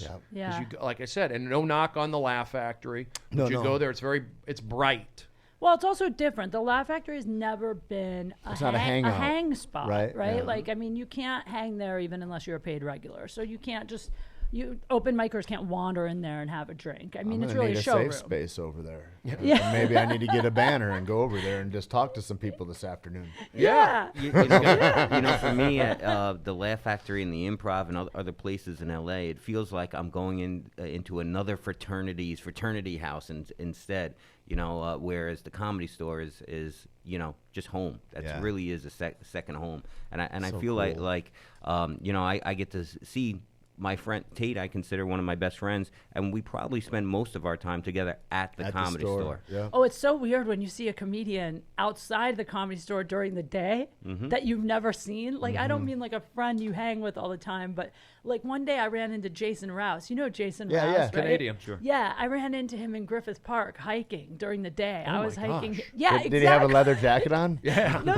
I'm dying to know what he was wearing. I'm sure he did. Combat Hanging out. boots, smoking. He had on shorts and a tank top. It was like, for people that don't know, Jason Rouse looks like a total metalhead. Like, he had Totally. a grill. He has like the big like loop things in Yep. his ears and tattoo. Like, he looks like a guy that could kill you. Yep. And so to be out in Griffith Park at like noon in the sunshine, and I saw him, and it was just the most surreal. And he's like, "Hey, Kate," all like smiling. Cool. I'm He's like, always "Whoa." so positive. Yeah, but it's so bizarre because it's like sometimes I forget, like, we're not just creatures of the night. Like, people have lives during the You're day. like, oh God, he's well-rounded too. Right, He's not just tits and jokes. I even said it to him. I go, "You hike?" He's like, "You do?" Like, it was the weirdest moment. He's like, I'm not purely metal. Yeah. For me, that a similar situation happened where I saw a Boone outside of the Comedy Store. Where was What? that? Where? And it was 9 a.m, and he was just at the Comedy Store till 2 a.m. On Tuesday night. This was a Wednesday morning, and I seen him at McDonald's, and he just had multiple newspapers spread out, and he was reading them all. And I was like, this is an interesting part of Boone that I would have never guessed, that he's sitting there reading the paper Interesting. at McDonald's. He's Maybe just folding his bed up. maybe he's an academic that we don't know about. Could be. But yeah, I mean, that's the thing. If you come to the Comedy Store just a couple hours earlier than it's a different world. And I get an appreciation. Sometimes I'll go early when the club opens, those first shows, It's and weird. you see those door guys really hustling, and Yeah. and there's not a lot of turnover. They like their job. They enjoy it. They do a really good effort. I can't even imagine the Tetris that they do in the parking lot. Oh, yeah. I'm in I can't awe either. of every guy that does that. Even if you bumped a couple cars, I get it. It's got to be hard. I'd be so terrified parking be the cars back there. terrified. I couldn't do it. I could barely park here. I couldn't do it. We'll do a little more here. Kate, let me ask you a question. Yes. Super Bowl. You're a Ram fan. I'm a huge Rams How fan. did you become such a huge Ram fan? I know we're shifting gears, but let's get I this love in that. because Let's get- it's we No, gotta- I we gotta wanted to cover talk it. about Super Bowl. Well, really, it's just because I grew up football. I'm from Canton, Ohio, so football Hall of Fame. You got it. Yeah, and so football was huge where I grew up. You did not miss a high school football game. It was totally the town where like the only goal was to date a football player, make out under Even the the bleachers. kicker. I dated the kicker. Oh, really? Yeah, I dated a kicker. He actually got like a scholar. Whatever, it doesn't matter. I feel like Look, that I'm was still great. bragging. I feel like it was gracious to date the kicker. Well, he was actually like the best kicker in the state, so he was like a scorer. But anyway, so I always loved football. When I lived in Ohio, my family would go to Browns games, and then I went to college in Chicago. I would go to all the Bears games. Soldier Field. Yeah. So when I moved to LA, like I missed football. And I always said, whenever we get a team, like I've been here now 12, 13 years. I'm like, when we get a team, whatever the team is, like I'm going to be the hugest fan. So people are like, oh, you jumped on the Rams. I'm like, yeah, because I just wanted a team. So when they got here, Brad Williams bought season tickets the first season. and we would go to the games, and they sucked, but now I go to as many home games as I can. I'm so lucky. You're like a super fan. Well, I'm a super fan, one. Two, I'm so lucky because the marketing guys came to the Comedy Store one night, and one of their girlfriends loved me. And so she's like, oh my God, you got to come to the games as much as you can.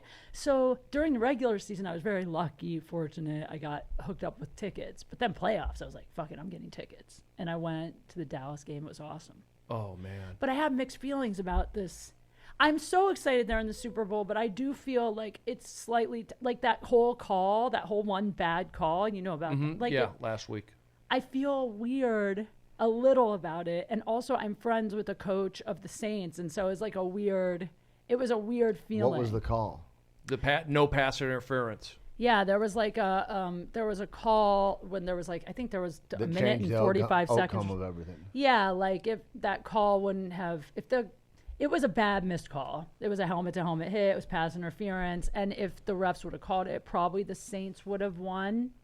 But then there were other They had an opportunity though. That's what I was gonna say. Yeah, the Saints had a chance also to run the clock down, and they passed instead. So what I'm hearing is, fucking, you had your chance, Saints. Sorry about it. I know, but of course, everyone is saying that it's tainted. So it's kind of taking some of the fun out of they're in the Super Bowl, but whatever. I'm still excited. No. They're in the Super Bowl. There's only one guy that has his hand raised at the end.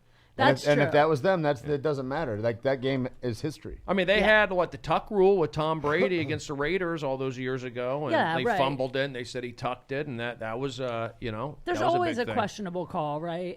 There's always something, but I am excited. I wanted to go so bad. I wanted to say one thing on this. The Rams have now made it to 2 Super Bowls off of bad penalties, and guess what the other one was? 1999 versus the Tampa Bay Buccaneers. What was it? They call it the Tampa Bay rule in the NFL now. The Bird Emanuel catch where he caught it and his hand was on the ground. Nobody remembers. But it was the Rams that did it, and so they made it to 2 Super Bowls now off sorcery. Lots of teams have. But think about this. If that call had been in the first half of the game, no one would even remember it or be talking about it. It's just because of the timing. But because of the pussies that want to whine because they're losers now. Sorry. Yeah. Tate, are you a football guy? No, I didn't even know how long the Rams are in town. Did they just come this year? I don't know anything at all about it. I found out that there was going to be the Super Bowl because somehow I got on some Gary Vaynerchuk list, and he's like, come to the Super Bowl party in Atlanta.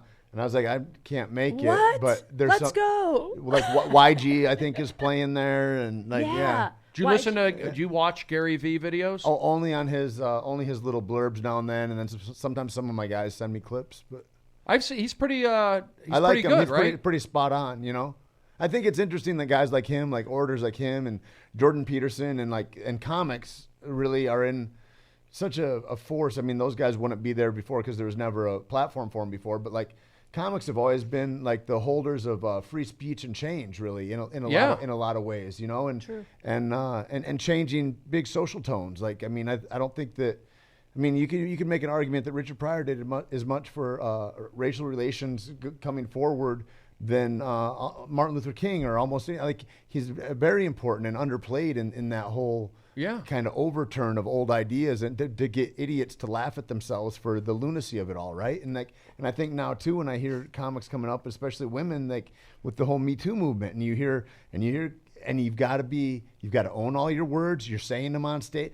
There's a huge fucking importance when you speak on things like that in a public forum that's now taped forever. So you hear Chappelle and these guys go out about it, or you hear people like Whitney comment on it or whatever, and in these shows, and it's smartly, how do you feel about the responsibility of that? Because you're up telling jokes, but at the same time, you're leading young minds, especially that love comedy. I mean, when I fell in love with comedy, it was Andrew Dice Clay cassette tapes. Yeah. And as a little kid, and so you're leading minds in a huge way of here's another way, because that's what truth is, right? Is what perspective we're mostly holding. The most of us hold this perspective that racism is shitty or whatever, and you look at that, but you guys color the lens that people look through a lot. Yeah, I mean, I think it was social media and all that stuff. I don't get political on stage. I feel like it's just going to set me up and get into trouble. Unless it's to defend the Valley, and then the Valley till you die. But to me, the Valley is not Middle America and not political. You know, well, I feel like the Valley is middle America. I feel like baseball is America. Is The America. Valley is blue collar.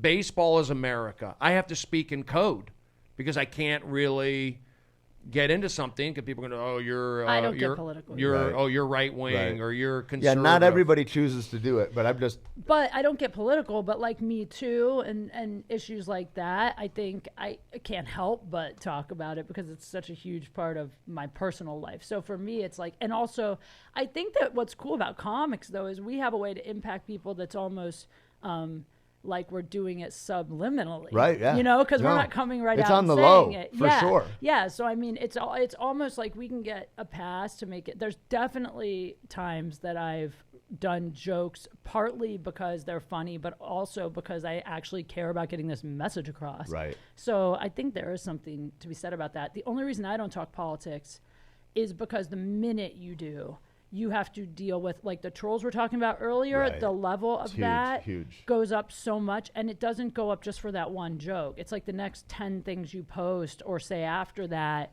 they come at you with venom, and it's just, it's a lot for me. It just takes a big toll mentally. It's not worth it's it. weird when you let down the people following you too, because they don't know whether they're like, Right, yeah. I thought you were fucking on our side, bro. And I'm like they can't figure out, like, is he liberal? Is he conservative or whatever? I'm glad, man. Fucking those, like, why? Keep 'em guessing. What are we doing? Yeah. But what are we doing? Like going, I want to think of you only in this small little way. And it's like, it's such a crazy idea to diminish a human to like this category or something. Yeah, you think about and you hold back.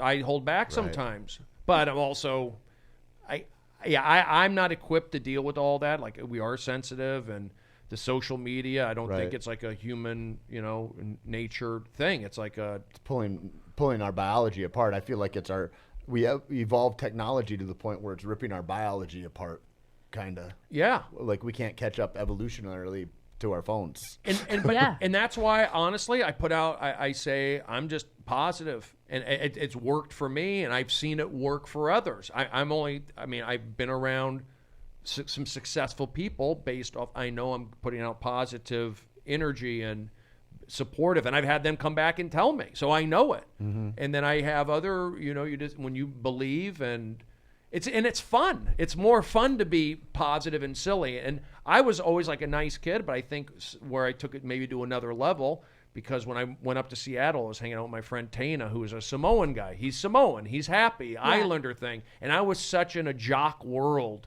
And then I got to be in this other world of being happy. And it was like being happy was fun. It's funny about a jock world, right? Because like the not happy part of that is like we're working hard because you always want to show off to your coach or other people or whatever how hard you're working, and so like it can easily fall into a resting asshole face. Yeah. Yeah. They don't get it. They, and it's like I had some, funny. run-ins sometimes with some teammates in college. You're always being funny, but I wasn't like trying to be funny. But I just saw the results of.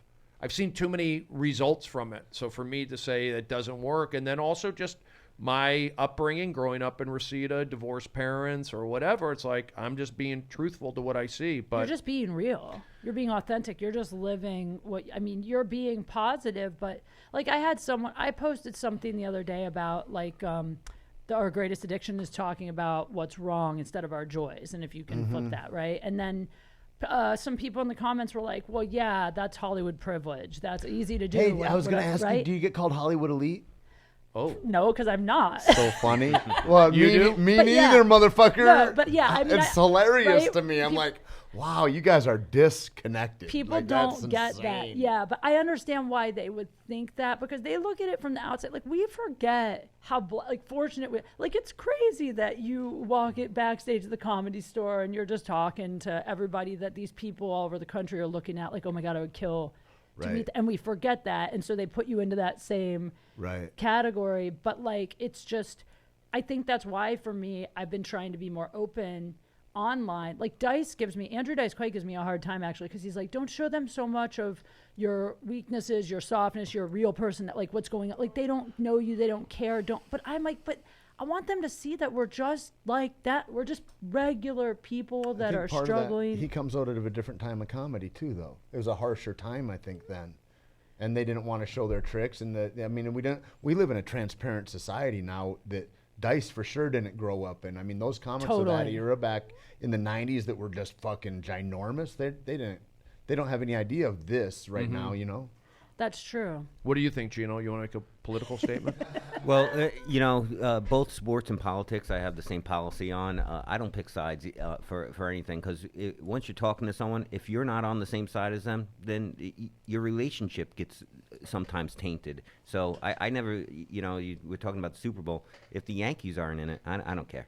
Well, they're definitely not. Yeah. I mean, I also think if you never talk politics or you don't talk about big issues, like social issues, then when you actually do, people listen a little more. Like the few times that I have said something, it's because it's moved me to a point where I'm like, I have to say something. Even if it's only to this many people, I would feel like I was doing a disservice if I don't. I feel like the line I want to be useful in what it is, and I don't want to complain. So am I registering a complaint online like, I don't like racism? Well, great, you're an idiot. Neither do none of us. Nobody you don't have to post that. Right. You know, or whatever. Same, it's like, yeah. is this an actionable thing? Like, hey, call this senator because fucking they're murdering dogs at this humane society. That's or a real whatever. thing. That's an actionable thing that I can put out there. It's not just a mild complaint I agree. where I'm just like emoting to the fucking interwebs, That's which a is great just point. making noise, basically. Yeah. You know. Yeah, and it is hard because it's everywhere now. It's politics. It's in advertising, TV, billboards. You go to the hospital, everything. I go, what? It's everywhere. So it's really hard. It can like bum you out too at times. True. It's a weird that we put that much on it. It's just like to me, that shit is like the flat earthers. I didn't know. You didn't even know they existed. I had no idea it was flat. Now that it's flat and that I know that, makes zero difference in my life. If it's round again, makes zero difference in my life. If Putin and Trump make out, makes zero differences. No differences in my life. So it takes me away. So it's being irresponsible to my own course in life to be distracted by some shit that I can't control and take away what I am responsible to control. And then I just get these big shoulders from procrastination then or whatever. You know what I mean? It's like it puts me in a hole where I can't win. Well, that's the best advice. Focus only on what you have and what you can control, not what you don't have, what you can't control. You just keep focusing on what you have and, do what you can control to get to what your next step is. That's all you can do. Mm-hmm. Yeah. On the politics side, you just mentioned the distraction of it. I sometimes wonder, I feel like I don't have enough time in the day to, I'm always looking for more time to get more things done. And some people are so involved in politics that, just like you said, doesn't affect their real life. Right. But all day long, they're thinking about it. They're listening to conservative talk radio or whatever radio, and then they're talking to other people about it, and it just encompasses their lives now. And, there's so much life outside of that for yourself and your family and your friends that shouldn't touch with politics. It doesn't matter to me who anyone voted for here. I'm still going to be friends with everyone here. Right. So Well, you're a good guy. There was a time when that was okay. And now That's how I like if grew you have up. another idea, I'm like, how did we not get okay with who somebody chose? Like, what does that matter to me? Like, I don't have ideological differences where I want to fight my neighbor now. That's insane. But don't you think that when someone is so obsessed that's just another form of addiction, Of course. and they're just using politics to distract from what's going on really with their life and inside them, and that's all that is. But now you got collective addiction. So this person's addicted, and so is that person. So they think it's okay to just augment it and make If it. we're all smoking meth together, nobody's pointing a finger at the meth smokers, kind of thing. Yeah. Yeah. Like that. It's like, well, we all believe the same crazy shit, so like you're a good guy. Like that. It Yeah. doesn't work in reality. I just get frustrated because comedy in show business in Los Angeles, we're like it's like it is hard to like shut down and not, especially when you're trying to get jobs too, so It's scary to shut down, especially like you shut down for even just this weekend. I had a hard family situation, so I was just like, I need a few days. I just needed time. I didn't go do spots. I didn't do anything for a few days. And it even freaked me out, like, man, is anyone going to book me next week? Like, you get in your head a little, like, are people going to forget? There's so much competition, but I think that you just have to take care of yourself. And then you rise up when you're at, your best level, when you're your best version of you, then people want to work with you. I mean, there's times I won't go to the roast battle, or I'm not at, something at the Comedy Store, and you think about most people aren't at the Comedy Store. Right. If you look at it that way, I mean, it's not like the whole world's there. No. So you can't You got to just do what feels right, I yeah, think. you really do. And I'm going to do what feels right, which I was going to let you know. You have about 15 minutes left. And I thought maybe every podcast you end with like a lighthearted game. This was a great podcast today. Game. Like But wait, we you didn't got even- sound effects theater, you got echo chamber. I'm not going to. I'm not set up for those. Okay. I think this is a nice natural. Okay. We'll descent here. Eric, what do you think about all the? You want to make a political statement? Definitely not. I always avoid them. I tell you that all the time. I don't have any. Trying to set you up. I'm a middle of the road guy. I don't get on any side because That I know means MAGA. it's a loss either way. That means MAGA right there. I know the code talk. I know the code talk. But you know why? I'll tell you why I think comedy is so popular is because you get in that room and you're not on the internet. You're in the room with different. The Comedy Store is diverse. It is. It's diverse. Men, women, black, white, whatever, gay, straight, You're everything. Asian, and all it's that. and you're in that room Yeah. and you're laughing. You're having a good. People do get along. But when you look at the news or you're looking at Twitter, you think people hate each other. Right. And then you know what? You're They right. really don't. You go to the Comedy Store. Yeah. We're getting along here. There's not like there's it's It's not a like great point. Yeah. It's usually only blackout drunk people that are fighting at the Comedy Store. Yeah, and That's we, racist. And we eject we eject them. Yeah. And because I mean, comedy, that's- you're right. Comedy is still the one place where we get to say what they want to say. That is the Yeah. one place we get to say the thing that they all wish they could say, and we get to say it, and they get to go, "Holy shit, they said that! I wish I could say that." Like to me, that's the best part. Yeah, you guys of comedy. speak for people's significant others, for all that stuff. For Right. people that are strained in relationships. It's like, because they get honest as fuck, which is Dude, what comics do. I've That's what had they guys. do. My whole show is like literally saying all the shit that I know all the girls want to say to their boyfriend but Right. can't. And That's I literally perfect. have guys come up to Smart. me after and go, "Yo, the rest of this date might be a little weird because you like good. It should be weird." High five, Chip. Yeah, good luck, bro. yeah. But really, like that's the whole point, is to make you think too. Like, Somebody said something. She goes, "What you think about all day is your God." And so, like, if I'm thinking, it's like it gives people. If you're thinking about like politics, or you thinking about Football. whatever the fuck it is, even your money or what, just I like to notice my mind and go, what is it that I'm obsessed about today? Because that's the thing that I'm making the primary thing of my heart's desire. That's my God today. And does that do me service? And does it even service me getting the whatever that Godhead is that I put it on that thing? It's like, Yeah. no, man, getting outside of myself and being a service to others brings the thing in that I want. And to think about it all the time kind of repels a solution. It's like, Yeah. it's crazy. Yeah, you're right with money and finances or career, Yeah. and sometimes it's like, when you put too much pressure on it, it does repel. But when you just go open-minded, I'm going to help. It's like helping others, Right. volunteering. You put Right. it out, it does come back to Right. you. yeah, And like Totally. retraining the mind, I guess, living in the moment and just trusting that you're where you're supposed to be. And See? they, you'll get- Inspirations, they do matter. I talked to a shaman. Though Jim Florentine gave me the name of this guy, and he was like, "This guy changed my life, and so many people I know. You got to call him." And I called him, and like, I'm still talking to him, but I mean, like, It's literally, like a 1-900 number. yeah. Old school. She's like, "Hey, no," but like, literally, like, it's just when you talk to someone who is open and like willing to help you just shift your mind into it's just positive. And it's talking. all positive thinking and talking. Something people don't do. They don't talk on the phone. Yeah. It's like, and I did make an effort so far this year to cultivate friendships. My old friends, my new friends, trying to make the effort to do that. How old's Have your to. oldest friend that you talk to? Not in age, but in the terms of how long you know each other.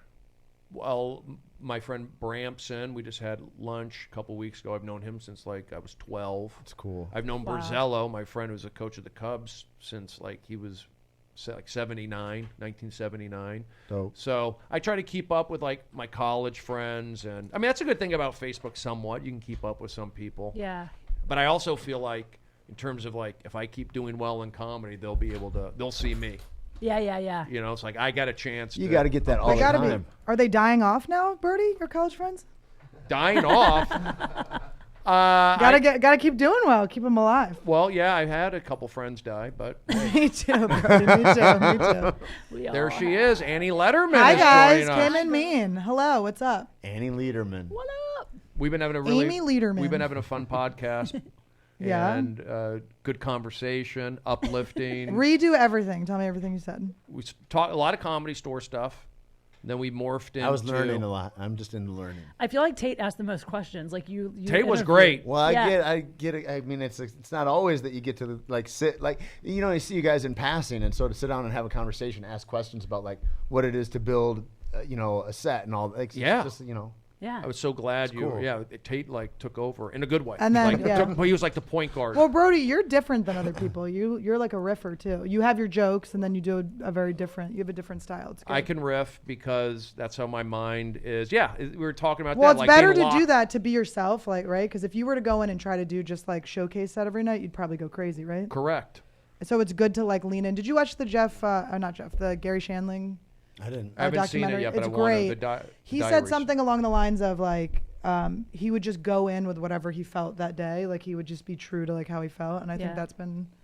Except sometimes I'll tell you what. I'm like, do you don't want to see me cry? Why are you not laughing and weeping and saying nothing funny? That's hilarious. Also, look at the tits on this side. You guys are killing it. Oh, thanks. Oh, thank you. everyone's in good shape. It's the here. booby side. Try. I didn't. Gary Shandling. I mean, everyone knew who he was and all that stuff, and I didn't. I have not seen the. That wasn't your dialogues. friend that died? Well, he actually was a friend because he would go to the UCLA baseball games a lot. Okay. If you hear this, is my advice to comedians or actors. You want to meet agents and executives. Go to Suck some UCLA. dick. Oh, sorry. Go to UCLA baseball games. They go all to the UCLA baseball games. The big heads of MTV and That's Comedy so Central. creepy, dude. I had a roommate like that she would like show up weird places where she knew agents would be. Like she would stalk. She would do like internet stalking. I'm not going to say her name, but she would do internet stalking. This was years and years ago, and I thought it was so crazy. She would find out like where a commercial agent would be, and she would find out what music they like from internet. And she would show up like listening to their music. Oh, And then they'd be like, wow. what are you listening to? And she'd be like, this or whatever. And I'm like, this psycho. She also stole my Metro It's card. psycho, but it's genius. Was that like- No, but listen, I saw her go by on a fucking bus today. She's about to be I'll never tell her name, but she's about to be the most famous human on earth. That's really smart networking, I think, honestly. I mean, it's so dishonest and Send her to the disgusting. Papa Roach It's not concert. how listen. I'll take to the death. Papa Roach saved my life. Number one. I like Puddle of Mud. I've seen them in concert. Are they Christian? No, not that I know of. I mean, they're not Jewish. Yeah. They don't Yeah, advertise it. Yeah. Papa Roach, man. And you've been doing, Annie. You came in Fucking here. You love were here. them. Jesus. You were I had a here. religious experience. You were here in the beginning. You were very excited. You've been like very positive, and you've been like. Yeah, I've been Have feeling you turned good. over a new leaf? I've Is this turned over a recent? new leaf. Yes. I realize that I've been angry, and just the anger is number one the reason why I don't have the things I want in my life. It's my fault. Everything in my life that I don't have is completely on me, and that I've been using anger as a way to procrastinate and a way to hang on to things that have hurt me because I get some sort of benefit out of that, but that benefit does not pay my fucking bills. So enough of that shit. And I just focus on all the people that dislike me, and I think about them and I let them take up all the space in my fucking head. You did. You mean you did? You don't You're not anymore. now. Well, guys, this is like 2 weeks in, so let's. Oh, okay. And when I say 2 weeks, I'm stretching. She's it like, a I'm little still bit. at least 3/4 full with names. But I'm like, listen, there's a specific bitch, but but seriously, like I'm letting go of all that, because why am I giving these people energy? If I'm not your type, you're not mine, like bye. Right. And why am I thinking about that when there's all these people that love me, all these people that believe in me, all these people that like enjoy me? So Enjoy. why am I going? I would go on stage and be like, just projecting like you raped me, you hate me, you did this, onto the audience of people that came there to see me, It's Yeah. crazy. So now, since I saw Papa Roach and how positive they were, I am now Is being, Papa Roach the same Wow. as Uncle Cracker? no. Do I need not to talk see shit on Papa Roach, apparently. It Listen, sounds they're the best. I know them. life-changing. If you. But Annie, is this different from, because you put out on Instagram that haven't had a drink for what, 10 years? 10 years, baby. Congratulations. Well, there was Wow. one time I was hanging out with Charlie Murphy and Donnell Rawlings, and I was like getting uncomfortable because everyone was drinking and leaning, and we had bottle service at a place. So I went to reach for my cranberry juice, and I took a sip of a vodka cranberry. Dangerous move. By Dangerous move. accident. It was Cranberry an- does that. Yeah, I had no clue. Yeah. I wasn't even thinking, and You I had a was very urinary recently tract sober. infection? Sneaky. I put it right. I shoved it right in my pussy. I was like, why do these guys keep hitting on me? Not Donnell. Never. Never. But this is different from that. What you're talking about now. I think it has to do with it. I think it's all kind of like, I don't know. Interconnected, it's all, yeah. related. Well, I that's don't good. know. Tate, my friend Tate, helped me get sober 10 years ago. Aw. He's been my friend 15 years. I have so many She only crazy remembers things. 10 of it. Yeah, what about the first 5? She only Oh, remembers. I remember some of it, Tate, you annoying piece of shit. But so even today, I'm like texting Tate. He gave me some good advice yesterday. I'm texting him. And then he just drives up. I didn't know he was coming. It was There fun. you go. So cool. Tate It and all- I have it a all thing. came together. Yeah. Tate's my boy. I love that. Annie Ledderman joining Literally us. like 7 minutes before whatever. Like the text is coming in. I'm driving by. Yeah, I parked. Yeah. Oh, that's Crazy. so Yeah, funny. it's fun. This was a great podcast. This is one that I think is going to get some good downloads. It was fun. Can I say one more thing about you should anger? probably preview it to future guests and be like, just like this good. Yeah. Check I this think you out. should Yeah. redo it again. Yeah. I told you I Yeah. want to hear it again. But this is what I want to say about anger. When you're angry, this is what I've noticed. You're literally, it's just something you're pissed about yourself, right? What are you Oh, angry yeah. about?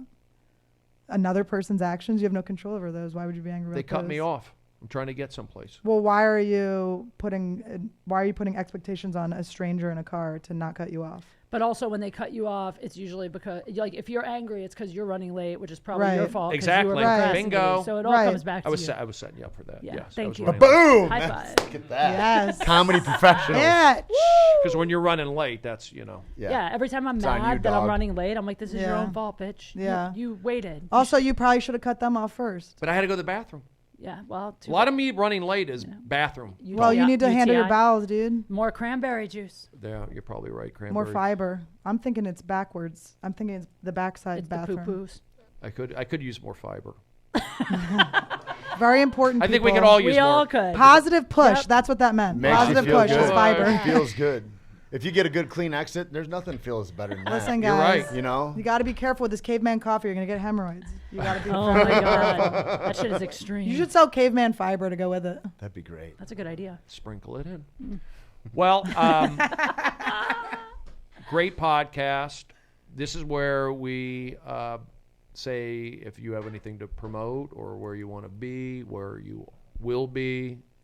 Oh, just follow me at Kate Q Funny. I'll be at Blue Room Comedy Club Valentine's Day weekend. That's my next road date in Springfield, Missouri. Yes. What's it Yeah. called? Blue what? Blue Room Comedy Club. Blue Room. She's gonna give some blue balls at Hell Blue Room. yeah. Oh, and of course, Date Fails, my podcast. Listen to Date that. fails.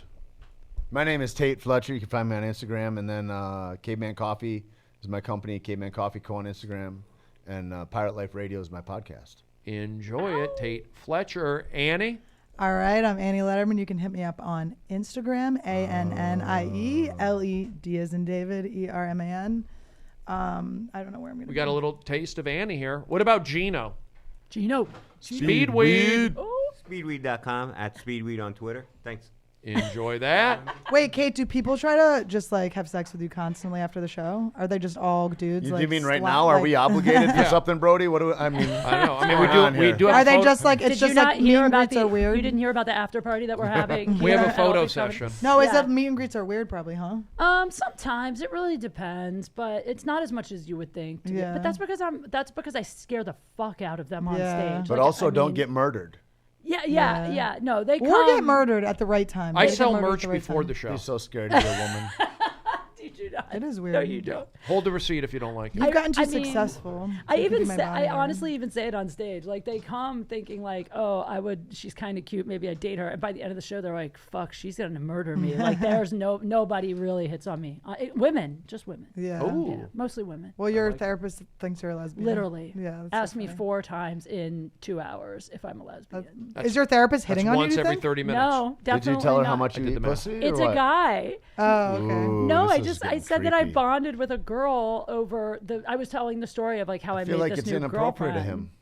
No, but He he crossed just, the It line. is. No, I think he just was like he was like, and have you been with a woman? And how was it? Did you like it? Do you think you're a lesbian? I was like, Yeah, what where was he is this? Was he Was- masturbating? Yeah, like we're all like. I'm Are like, you a walking 900 He's like, say it. He's number? like, say What- it slower. I know how it sounds. Can but you say it in an accent? But it is funny because I put out a lesbian. I get hit on by more women. I get hit on by so many women. It's insane. Like all kinds of lesbians. So I just put out a vibe. I do it too. I think it's like, it might be a comedy thing. It's our voice. Maybe Yeah, you two it's our should hook up. voices. Thanks, bro. Right now? Hey, I never said I wasn't a lesbian. No, I tried. I'm not. Yeah, I'm not either. I am. Eric Aligny, you want to promote anything? Y'all need to go on the Festival of Friendship, YouTube, download all the stuff. Oh, he's promoting the podcast. Of course, that's what you got to do. Promote the podcast. By the way, Hey, and good please, job on promoting the podcast. If you yesterday. go on did a there, great please job. let's go and put a 5-star rating on the YouTube and on the iTunes just so we can get up there. Come And on. if I'm now. your There you Uber go. driver later. Subscribe and review. Yeah, add Eric Oligny on everything. Eric had a great week. Tampa opening for Russell Peters. You got it. It was fun. 2,000 people at the Strauss Center. He's such a great dude. At the I Stress do. Center. I got a lot of akarashes and bigoshes. It was cool. Enjoy. Well, my name is Brody, Stephen Brody Stevens. You can find me on Twitter. Brody is my friend. I'll be in Seattle doing laughs up there later this month. Actually, I'm doing Glendale, Arizona, Stir Crazy Comedy Club. Then I'm doing Lincoln, Nebraska. I'm trying to book more road gigs. You can find me at the Comedy Store. You can find me here on All Things Comedy. Valley Vibes. Check that video out, All Things Comedy. And really had a great podcast. It really went... I'm not gonna say better than I thought, but Better than Eric thought. Cold. That's cold. I'm very pleased with it. I felt like it was a real good. I'm so podcast. glad you guys had me. Can I plug one more thing? I feel like I've done this 3 times Yeah. already when you're trying to end the podcast. Yes, you This is my can. move. I'm starting a new podcast on All Things Comedy that should be coming out in the next couple weeks. Are you So taking I my don't- time slot? I'm going to take your time slot. And I'm going to call it Brody I love Stevens it. Podcast. Yeah. With You no got friends, with it. enemies. Oh, enemies. Well, listen. Have a great week.